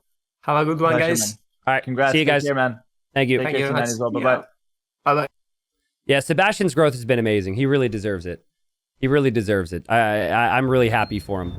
And again, he had some like pretty heartbreaking losses trying to qualify for lands before, and he's had to grow and figure out the nerves and improve and under big pressure. Best of 7 is so intense, dude. So intense. And Viper played so freaking well today, honestly.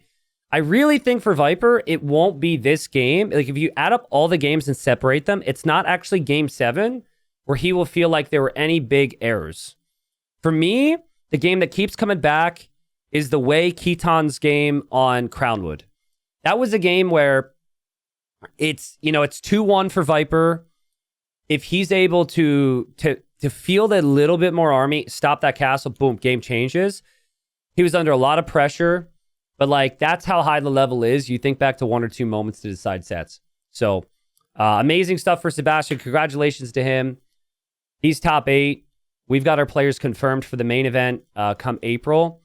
I don't know how many people watching have tickets for the live event, but apparently a lot of people do have tickets for Red Bull, which is sick.